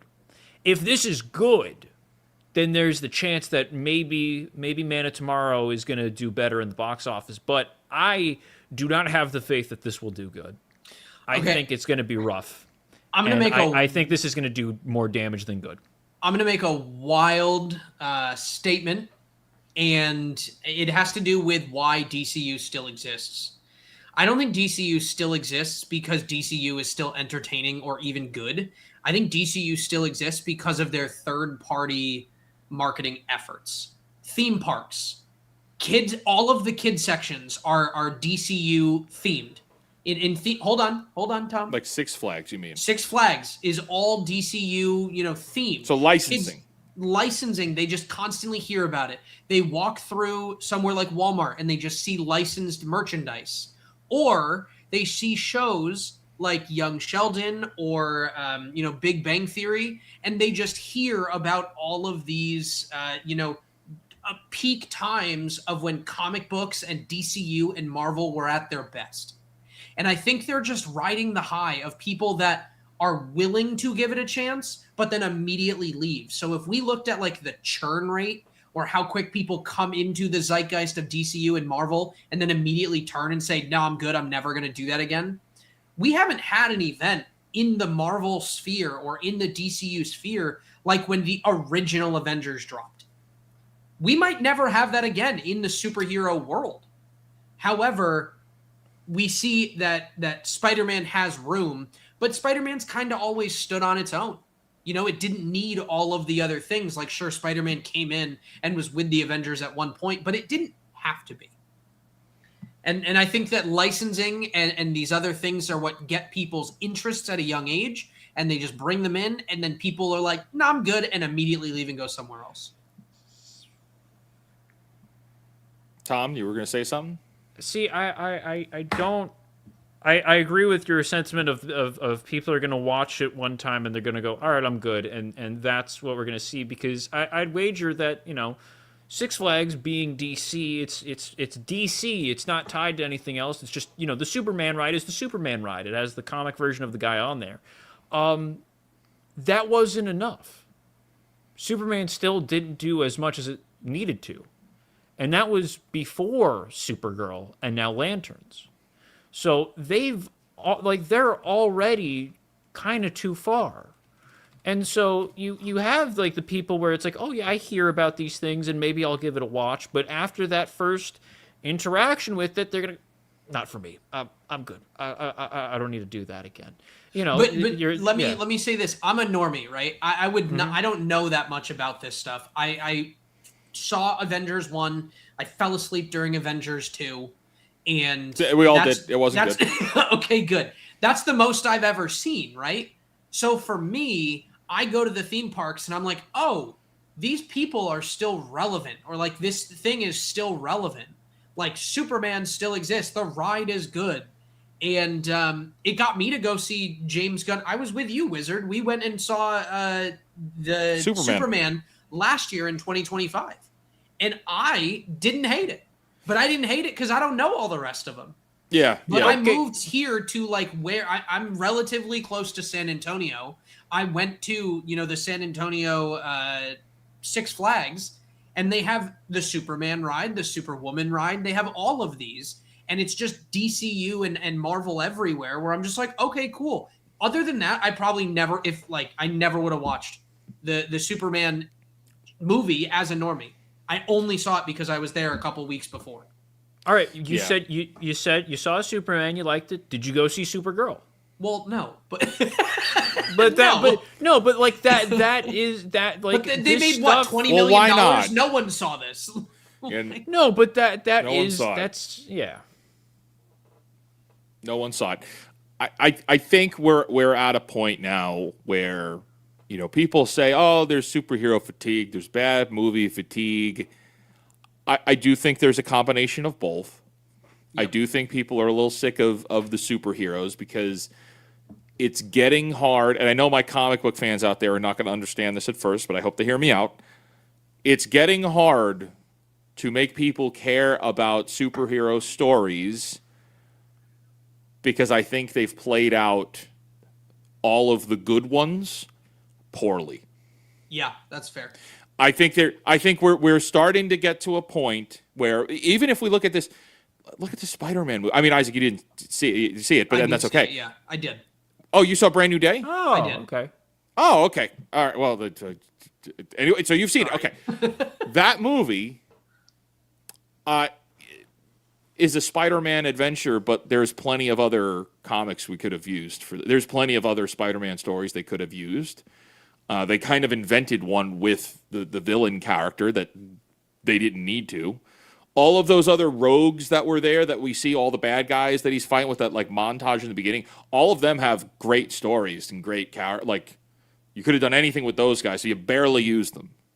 So I think we're getting to a point where they're afraid of using they're afraid of using source material stories. I think in a lot of ways they've overused source material stories. They've done many of them poorly. Like, there is more poor superhero content than there is good. Yeah. And we're getting to a point where it is just, and that's kind of also degrading over time. But that also is beyond whether you personally knew the character or not. Like with Superman, it's like it's just good enough. But the truth is if we didn't go together, you weren't going to see that movie. Mm-hmm. Right? Yeah, absolutely. I think most people just don't care anymore. Like, right. Whether you're in or out of the market, I think most people just don't care anymore. And then we look at Lanterns coming up, and I think Tom has a point of we're just digging the hole before Man of Tomorrow gets dumped in there, and that's it.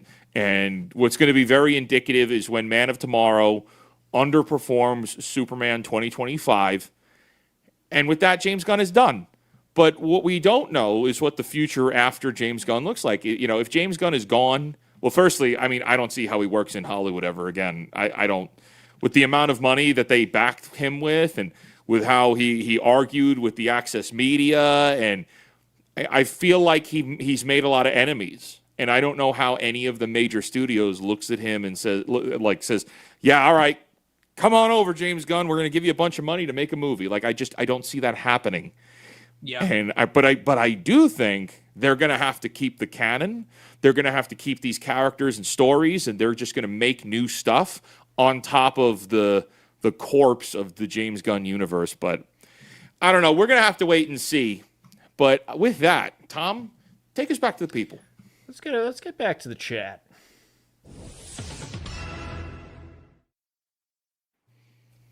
All right, and then gearing up for our final article. Do you have for the Halo numbers? Because you said it, but you never. Yeah. I'll get the numbers while you get to the people. Bring us to the people. To the people. We got RDM Gergs for a 5. A nerdy question for the panel: which fictional character you would rather have as a friend? Willow, Sammy Gamgee, or Hagrid, Harry Potter? Who do you want as your nerdy fictional friend in real life? That is an Who are Willow and Sammy Gamgee, though? Okay, so Willow is from the movie Willow, or the now lost media television show. Okay. Samwise Gamgee is Sam from The Lord of the Rings. Okay. Oh, Mr. Frodo. Yeah. Oh, yeah. Mr. Frodo. And then, of course, Hagrid is from Harry Potter. And I'm going Hagrid all day. Kara's right here. Willow could be from Buffy. Could be Willow from Buffy. Could be Willow from Buffy. But Isaac, would you want Super Mario as your real life fictional friend? Yeah.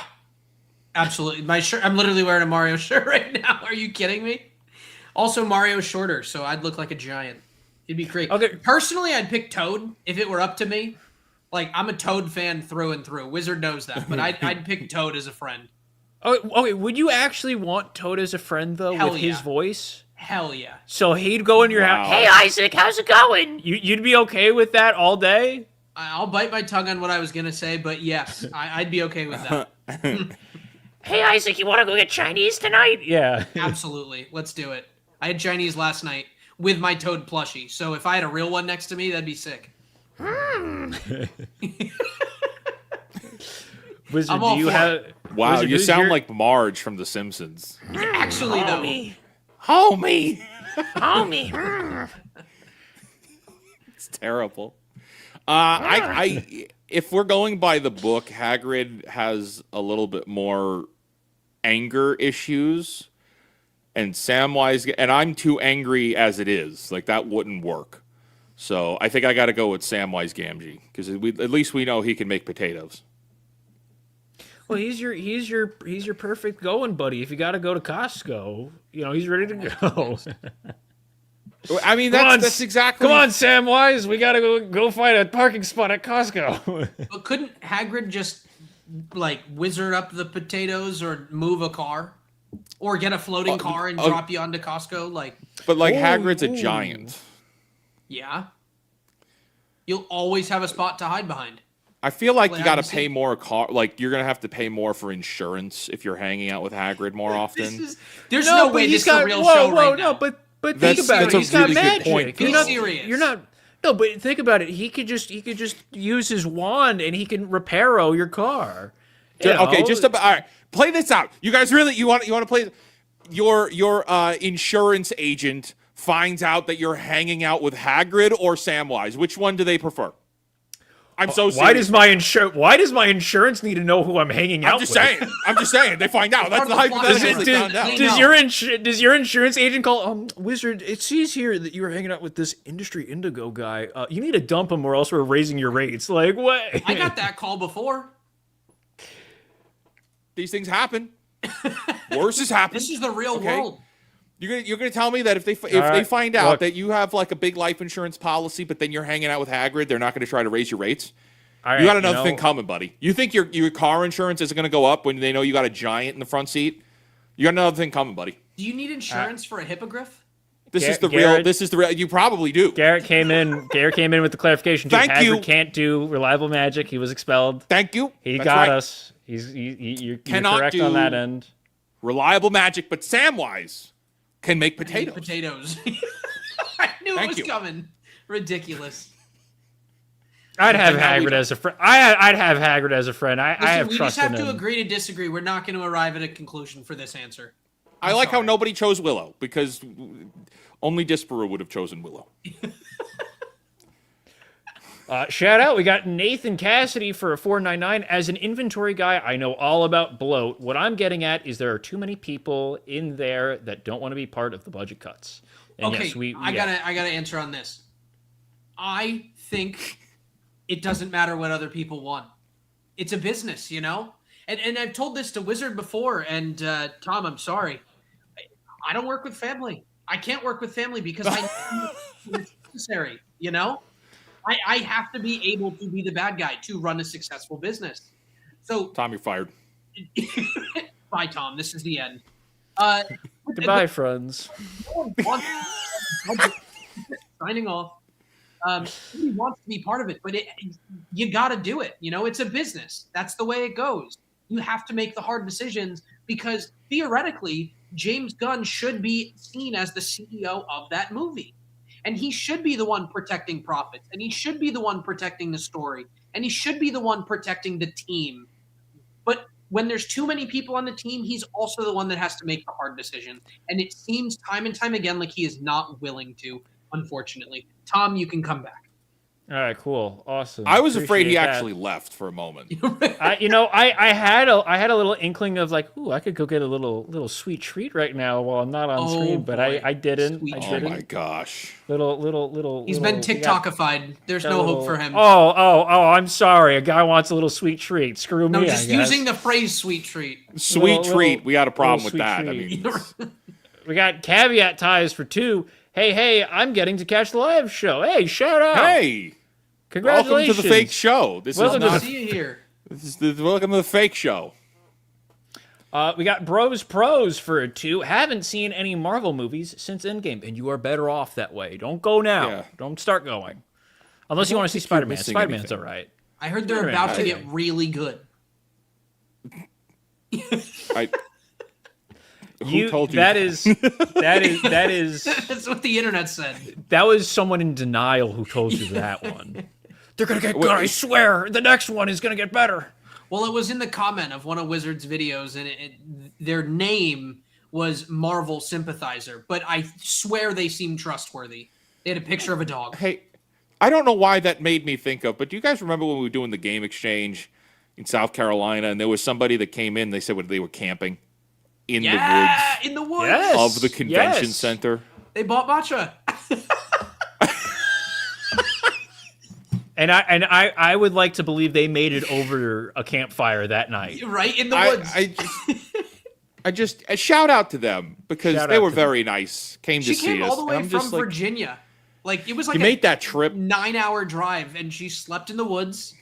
I was I the imagine nicest that's person. the person who's still. If you're that optimistic on life, right? You're gonna Yeah. drive very far to go see a bunch of weirdos wearing wizard outfits, right? You're gonna make that trip. You gotta be that kind of person that's like, no, don't worry, you guys. The next one's gonna be great. Like you gotta have that level of optimism, like unshakable optimism. And shout out to you, man. Shout Shout out out to you. And coming in with a 50 banger, we got blah blah blah blah. Oh, Wiz. Oh, I need your review of Spider-Man Brand New Day. I trust your review is better than any critic. Well, it is on the Fake Wizards channel, Wizards with an S. yes, we did post it. It is on Fake Wizards. With There's an a S. lot of fake wizard channels. There's real life fake wizard. There's Wizards Live. There's Fake Wizards. There's What If Wizards, which doesn't have any content on it, but it will soon. We got a lot of wizard channels. Got a lot of YouTube. A lot of YouTube happening. all fake. Thank you for that, blah, blah, blah. Thank you, Bob. We got Dawnbreaker for a 10. Movies in general are doing terrible. Even a lot of the movies that made loads of money are just trash. The last movie I saw was Zootopia 2. I haven't watched a single 2026 movie.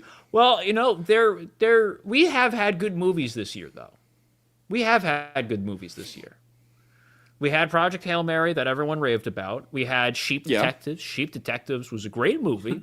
Definitely Sheep worth Detectives watching. was nice. Was a great time. You could watch it with your the family and friends. Great movie. There has been other good movies this year.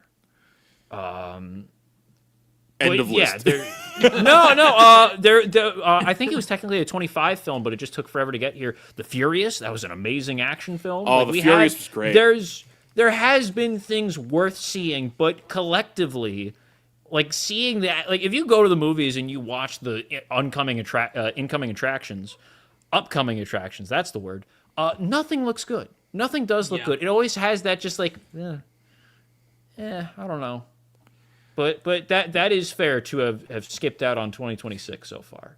I don't blame you. Michael was good. Now I'm curious. Now I'm going through all of our reviews to see like what was good and what not.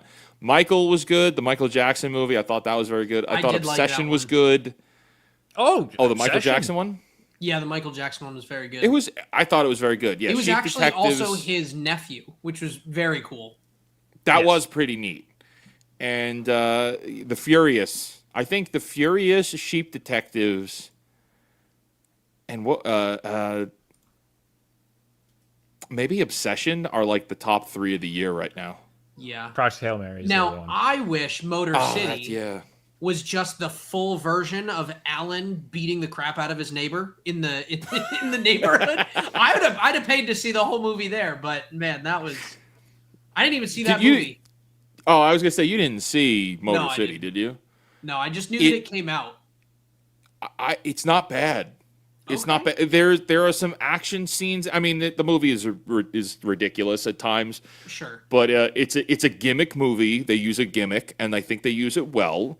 I think the plot has some issues, but there are some action sequences in that movie that I don't think I've ever seen before, and I was impressed with. Interesting. So I'll give it credit. But it's a silent movie. Like there's hardly any dialogue. There's no dialogue. There's still audio. There's music. Yeah. It's There's not music silent. to it. Yeah. Yeah, almost the whole movie. Oh, There's that's no weird. speaking. Yeah, I don't know about that one. That's what I mean. It's a gimmick, but it's a good gimmick. It's a unique experience for sure. Interesting. Dawnbreaker for 2. What about Merlin from the 1963 Sword in the Stone? As like a friend? Would you want to be friends with 1963 Sword in the Stone, Merlin? I think I still would pick Samwise over that. That's a really good question because I know with Samwise, I'm not going to get turned into a teacup. You know what I mean? Like, I don't feel like being a fish today. Oh, Mr. Wizard, we have to find the parking spot at Costco. I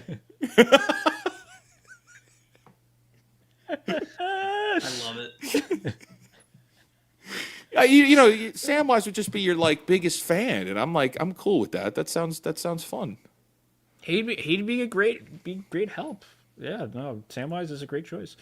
We got Justin Zane for a 10. Do you think it's selfish of me to think that maybe Warner Brothers would at least allow Zack Snyder to come back and close off his DCEU with a conclusion story to his Zack Snyder's Justice League film? I don't think. No, I think we're too far gone. Everybody's too old. That's exactly what I was going to say. I think old. it's been how many years since the Snyder Cut now? We're looking at 7 years. Well, wasn't that 2019? Think of this. Justice League 1, 2018? 2018. Okay, so it was 2017? When was Justice League? It was either 17 or 18, and then the Snyder Cut was what, 22, 21? When was the Joss Whedon cut? I think that was 18. What year was Justice League? 17. It was November 17th, 2017. Yeah.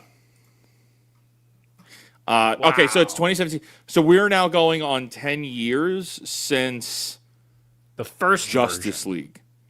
Because it's hard to count the second version because everybody went to theaters for like that was Justice League. People don't often fully understand how little normies pay attention to things. And when you're talking about making movies, you're talking about what's the road to $1 billion with most movies, especially movies like this. So now it's been 10 years since then, since you had the whole team together. You have Ezra Miller. Ezra Miller's Flash was garbage. Aquaman, Jason Momoa was not coming back for Aquaman. Gal Gadot, everybody knows Gal Gadot can't actually act. Ben Affleck's Batman he had a lot of problems trying to get the Batman movie made. There's a lot of drama there. Henry Cavill, we're going to torture Henry Cavill until he's dead about being Superman and not being Superman. I think it's just not fair at this point. Yeah, or just being a nerd. I think it's kind of cruel. I think, and I see it in the comments here, it's move on time, respectfully. But anything's possible, man. Anything's possible, and Hollywood has large pocketbooks. Well, it's hard to move on when they also went after James Gunn's masterpiece, Rebel Moon. How James Gunn? You mean Zack Snyder's masterpiece? Zack Snyder. I flubbed it. I ruined the joke. Yeah, you Damn ruined the joke. You botched that one. Emo for life for a 10. With all these bad Hollywood movies, I wish there was an outlet for people to find indie movies. I know indie fans are snobbish and the term is a turnoff for people, but there's a lot of hidden gems in them. Is there an indie platform similar to Steam, but for indie movies? I don't think so. It's like where do indie movies upload them? Just YouTube? I think it's called Tubi. Crackle. See that, and you know what? Unfortunately, Emo for life. That's where your argument falls apart a little bit. So on one hand, I agree with you, and it's like, yeah, wow, that would be really cool if we had like a platform for indie movies. But at the same time, go on Tubi. Maybe we don't need a platform for indie movies. But Bears on a Ship. But Bears on a Ship is the only exception. Bears on a Ship is the best film for 2026. Did not come out this year. We got Douglas Nutt. Does the secret section come with a happy gorilla? Oh, jeez. We could use that. Yeah, we could do that. Oh. Yes. Well, we did hit the goal. I had another transition. We hit the goal.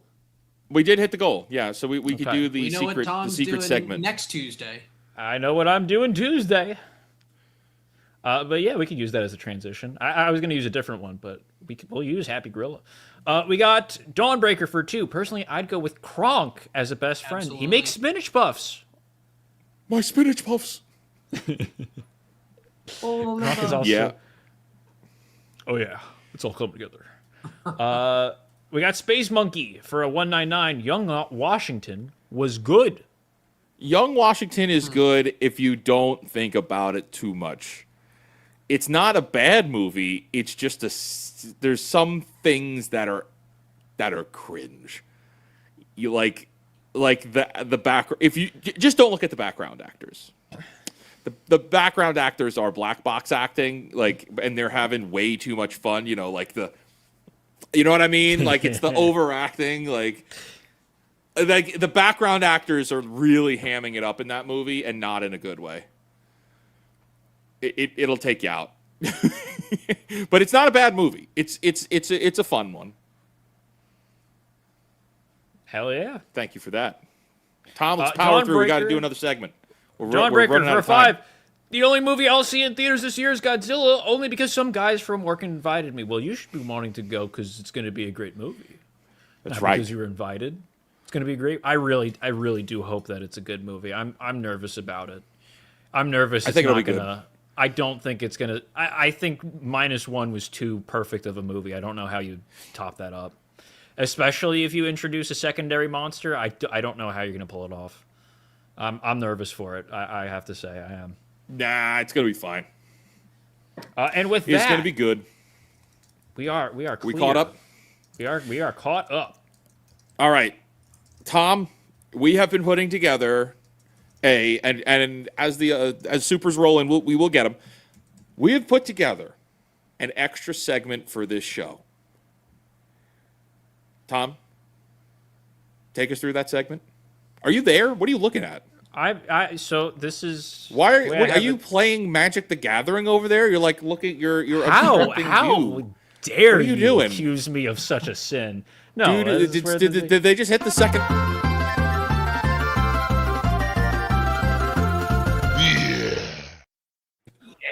Hello, everybody, and welcome to the super segment where we're going to do an extra little bit because we reached the super chat goal on top of me going out on Tuesday to try and collect all of the Happy Meal toys. For this segment, we're going to do a quick hypothetical. For all of us here, we're gonna do a quick hypothetical. And we're going to rotate these. We may have different segments for different streams. You won't know until we get to the super secret segment. So for the hypothetical, it's going to be I, Wizard, and Industry Indigo. Right off the bat, if you could have dinner and a conversation with any dead person in history, doesn't need to be a historical person, but just throughout time, who would you choose and why? Oh, that's a question. Oh man. Oh man. Now, is the intention serious or funny? It's hypothetical. You could take it in a funny route of being like, oh, I'd see, random person, or you could take it in the like, I've always wanted to meet this person, and I'm upset I never got to meet them because they passed. It's up to you. It's a hypothetical. And throughout all of history, It could be, Dang. Uh, I think Garrett's got a really good one. That was my answer, but then I was like, that's a really good one. I'm gonna pull rank on answer. that question though, because technically he's pulling rank. He's not dead. Yeah, there you go. He didn't die. He's not dead. Can't really. He's not I'm dead. gonna pull rank. Although, Death 100 billion to 1. Have you guys heard like that little meme story where people are like, if you go back in time and you could see Jesus, what if he looked at you and said, "You're not supposed to be here"? Yeah, that was fun. Yeah. I'm like, ooh. Dang. That's a good one. That's a good answer. I would throw in the caveat that because this is a hypothetical, if you chose someone from a time period where they didn't speak English, you could still communicate with them. It's not like, I'd love to meet Aristotle, and then it's a Greek guy that you don't understand. Like, there's a language barrier. Like, You don't you'd speak be able Greek, to, Tom? Come on. because that would be so lame. Of like, I'd love to meet this guy, and it's like, did I? And it's like, oh crap. It's exactly what they sound like in Greece too. You nailed that one. Yeah, I'm fluent in Greek. I would love Gyro. that. Yeah, okay, Tom's out. Well, Oh, how do you boy. say it? You know what's the proper way to say it? Yeah, how do you say gyro? Guido. No, it's Guido. gyro. Yeah, sure. In New York, we say it's a gyro. I'm walking It's to a get gyro. my gyro. I got the gyro from the That's docks. crazy. That's crazy. From Man, the docks. okay, What are my you doing down on the answer- docks Yeah. You want a gyro or a calzone? Jeez. with the gabagool? My answer is probably going to be Kobe Bryant. I know that that's like a Kobe sports Bryant. guy, and that's probably Okay. not the best answer, but like, No, I it works. grew up a Kobe fan. Kobe, I remember where I was, which, funny enough, is 5 minutes from where you are right now, Wizard. When I found out that he Doc killed Yitos just slapped. It's a great Doc comment. Yitos That's slapped. so insane. I said Doc. I was want that thinking on a boardwalk. T-shirt, like Down on the put it on a dock. t-shirt. I was, Insane. dude. I was thinking boardwalk because they have that one truck that has the Can Yitos. we put Yeah, Doc Yitos boardwalk slap and on dock a are t-shirt? different. Jeez. Yeah, I know. All right, so Kobe Bryant. Okay, yeah, so I'm going okay. Kobe Bryant. I remember where I was when he passed away, or when we found out that he passed away. I remember he had a huge impact on my life, but I really liked his mindset. His mindset was, just always work harder, be better. And he was the one that kind of was like, listen, you might be faster than me, stronger than me, taller than me, whatever, but you will never outwork me. And I think I've adopted a lot of that into what we do, of just like, I will just always work harder than the next person. I'm just going to work harder. And even if you're better now, you won't be at some point in the future. So I think Kobe was kind of that person for me. And I really, I think that'd be my answer. I have a lot of respect for him. Man, this is a profound question. I know. Is this all right? Is it living or dead? It has to be somebody that's Has dead. to be dead. Yes, it's someone that you cannot. It's because if it's anyone in hit, be like, I'd like to have it with my friend George. I haven't seen him in a couple of weeks. Like, no, And see, part of me wants to say like Walt Disney, but that's a boring answer. Like that's a predictable answer, right? I don't think that's a really profound one. But the amount of, I think that the amount of things that can be learned from somebody like Walt Disney or even Roy Disney, like those are guys that I would want to really pick their brains. But I don't think that's Roy those are Disney good would be a answers. great answer. Yes. Dang. Everybody underestimates Roy Disney. I know. He's and the every one time that we're ran the together, business. People are like, Walt and Roy. Yeah. So yeah, man, I still like my answer, but that's a really solid one. Walt wouldn't have been anything without Roy. We wouldn't wouldn't have any work. of the parks without Roy.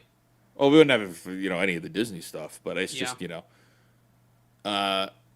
I think those are interesting answers, but I don't think that's the best one. Tom, what do you got? I flip flop between ones. I saw one in chat. Someone put Christopher Lee, and that's a great. Ooh, that's an a amazing. great That's one. that I would almost pick. I would also say Professor Tolkien. Professor Tolkien or C.S. Tolkien. Lewis. Either of them would be amazing options to be able to talk to. I part of it. So I have a couple answers. I would either do Tolkien, but there's always the thought to like choose a family member who you can't see anymore for the time being to be able to see them one last time. I've always had that in the back of my head. But I've thought about like doing. There's the angle of either going all the way back to like the philosophical standpoints of doing like somebody like Aristotle, getting the full works of Poetics, because technically that was just like his notes. It wasn't a full actual work, like getting his thought process and viewpoint on how stories are functioning in like work, or the historical, more like American aspect. Abraham Lincoln. It's a little bit of a basic answer, but like I feel like either Lincoln or one of the previous presidents. Teddy Roosevelt, I think, would be a great answer. But boring. Let's find. Oh! I'm Mr. Wizard. I can't make up my mind. Ooh. No. You've seen the Robot Chicken, George W. Bush versus Abraham Lincoln, No. where they battle with lightsabers. Oh, it's a classic. No. Yeah. So W goes to the Lincoln Memorial in D.C. and it rises up like Darth Vader's like pod and outsteps Abraham Lincoln. He goes, boring. Let's fight. And then they fight with lightsabers. That's actually, you know what? I'm gonna hard pivot. Completely different answer. Norm Macdonald. I almost said that too. I would and do. I was like, that's why I asked, would do are Norm we going Macdonald. funny or serious? I would. Yeah. All right. Then I think I'm going to stick with C.S. Lewis because I would want to talk to him about his. Such a good one.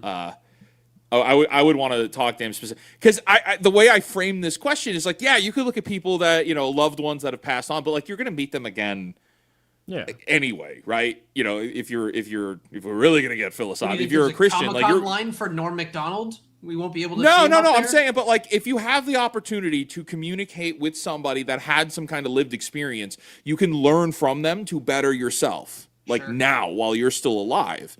So don't waste that. Like you're going to reunite with like lost loved ones, but I would see that as like I want to talk to C.S. Lewis because his philosophy on like more of the letters that he wrote, more of his theology work is actually better than more of it than Narnia, and like that's what I would want to get into. But yeah, that's a really good question, Tom. Really set the bar high on this secret segment. Oh, and we're trust me, they're only we set the bar too no we set the bar too high. It's all downhill from here. It's all downhill from here, folks. But all right, we've got a few more supers here. We want to make sure that we read. Emo for Life for a 199 says they've shown the film. They've shown the film festivals. Oh, this like is for the indie question. Like, where else do they show them? But yes. They show them at the festival. But then, if you want to go back and watch them all again, or like if people just do like film projects with their friends or with a small group, where do they all go? There's not like an indie platform that like houses all of them. I think, and I saw somebody pointed out in chat, but filmthreat.com is a good place to find indies because where they review everything. So shout out to Film Threat. You check that out.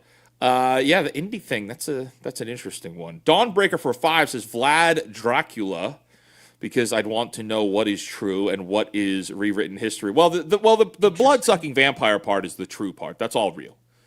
That's all real. Turning into a bat, a rubber bat and just floating on screen like in Dark Shadows. That's all real. Totally real. Yeah, he did that. He turned into a PVC bat. That's a good answer. That is a good answer. Dawnbreaker for 5 says rewritten history on Vlad. I mean, since he's such an iconic historical figure, but a lot of mystery and made-up stories surrounding his life. Well, see, I mean, that's what's interesting, right? I mean, you look at like Dracula, but then you look at Nosferatu, and they all track back. There's so many stories that track back to Vlad Dracula. Yeah, it's a good answer. Tepish.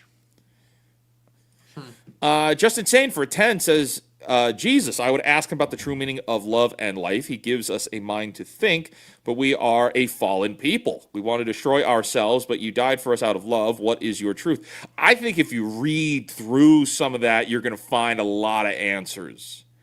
So I would just keep reading it because there's a lot more answers to be found in there. I think you got to keep reading it. See, some of those parts are not meant to be understood on a first read through. I would read through it again. That is my suggestion. It's a very good super chat. Mel Gibson is doing the 2-part series that comes out later this year. You're worried about it? Yeah, I'm worried about it because it's modern day. It's not the same world that made Passion of the Christ. Yeah, I know. You know what I mean? I think maybe because it's the same person and Mel Gibson has been, relatively based in what he's done. I think there's potential, but I'm going to let it kind of live out on its own. But yeah, I'm interested to see. Those could be very good movies or very bad movies this year. I hope so. I hope they're. Yeah. I think the first. They both come out this year, just different times. No, maybe one comes out next year. No, it comes out next May. Both of them? It'll come out but it's going to come out for Easter. And then, one's like it'll Passover be for Easter. Gotcha. Yeah, so it's May 6th and then May 25th. That's going to be interesting how that does box office-wise. I know. So dude, it'll be the double of the same I don't know month. if I'm supposed to, I don't know how this whole thing works, but there's been a lot of, Christian revival going on in the country. In the last few years, whatever. You're not wrong. And I think that, either way, I think there's a lot of people that will go to see it simply based on the fact that there's not that much more in that vein or in that scope of content being created around that topic. And I think Angel Studios has maybe shot themselves in the foot with some of the stuff that's come out about who they really are. Yeah. So I think people might see it based on the fact that they just want to be around that. And I think we see it in music. We see it in, I don't know that I agree church attendance is lower. Statistically, but that's a really interesting point, right? And not to because we are running way over time, but yeah, that's a stream for a completely different day. Totally. This comment is correct, but also Isaac is also correct in that we are seeing a resurgence in some places, and yet the organizations are still failing. There's reasons for that, and we could actually really get into it. There are very, very clear reasons for that. I would love to talk about some more, maybe another time we can do that one. But Isaac, I'll let you please finish your point that you were making on the Mel Gibson stuff with the movies being made now. Yeah, no, I was just saying, we're seeing it in music. There's Frankie Forrest or Forrest Frank or something. I forget his name, but like he's selling out studios nonstop with people that are in there. At least and again, maybe I'm sharing too much. I don't really care. At least the church that I go to, they had to add a third service every week because they've outgrown their 1,000 person venue. They've outgrown it. Now they have more than 2,000 that were coming in with two services. Now there's a third. So I think maybe location is really important. You have some people based on what state you're in, based on who you're around. But I do think that there's upside potential for that movie to do well next year. So we'll see. We'll wait. I thought it came out this year. That's why I brought it up. But we'll see. That is the next big. I mean, we've got The Chosen starting again soon. Yeah, everybody's so into that. I mean, yeah, I think anything's possible. I liked House of David. I thought House of David was really good. Right. Let's see. Coming in here. RDM Gergs for a 10 says a little bit late to the question, but for fun, I would ask the Joker a question, ask who he believes he truly is. The second would be for Zeus. How in the heck can you cheat on Hera? Well, Hera is his sister, so I don't know. I don't know, man. Yikes. But anyway, the Joker question is a great question.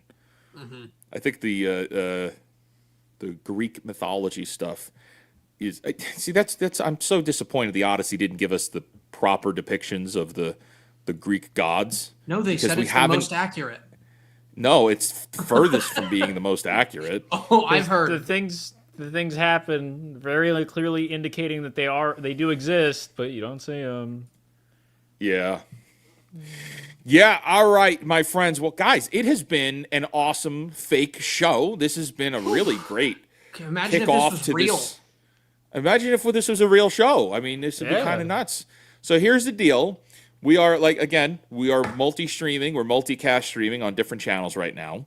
So we're on the Real Life Fake Wizard and we're on Fake Wizards Live. When this stream is done, it's going to be available only over on Fake Wizards Live. Okay, so the replay, it's just going to stay up active over there.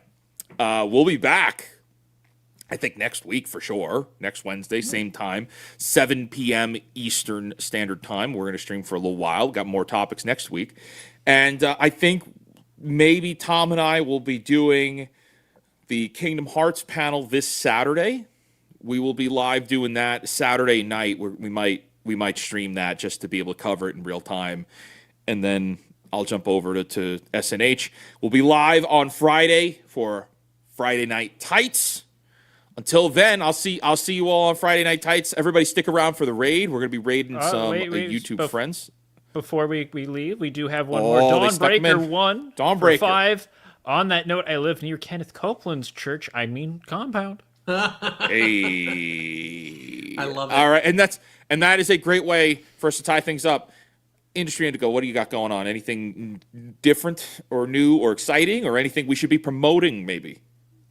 Oh man, that's a trick question. I don't know what you want me to give away. How about fakewizards.com? Yeah, absolutely. Fakewizards.com is an exciting new website that we are putting together. Obviously, when you go, it is not, completely put together as we've done so much content over the years, but it is really going to be our website where you guys can go and see all of the reviews that we've done, all the videos that we have, and just kind of interact with it a little bit more. So between you and I, Wizard, I would love to see some merch on there too, simply because I want a Copyright Wizard t-shirt. And I also want Doc Yito's slap on a t-shirt. I think that would be Yito's slap. I would love to do like 24-hour t-shirt drops immediately following the streams. Like that would be so cool. We should do that. I know. Like whatever We was like should a do memorable. that. I know. Dang, I'm so good with ideas. They're not worth anything Yeah. until you execute, but I think that would be really cool. So fakewizards.com, go check it out. We've got some of the videos that we've already done up there. Obviously, there's still some stuff that we need to get up there as well. But make sure you follow Real Life Fake Wizards if you haven't already. Go and subscribe to Fake Wizards Live. And then we also have Fake Wizards where we have the reviews as well. So much exciting stuff going on there. I think I stole your thunder, but please.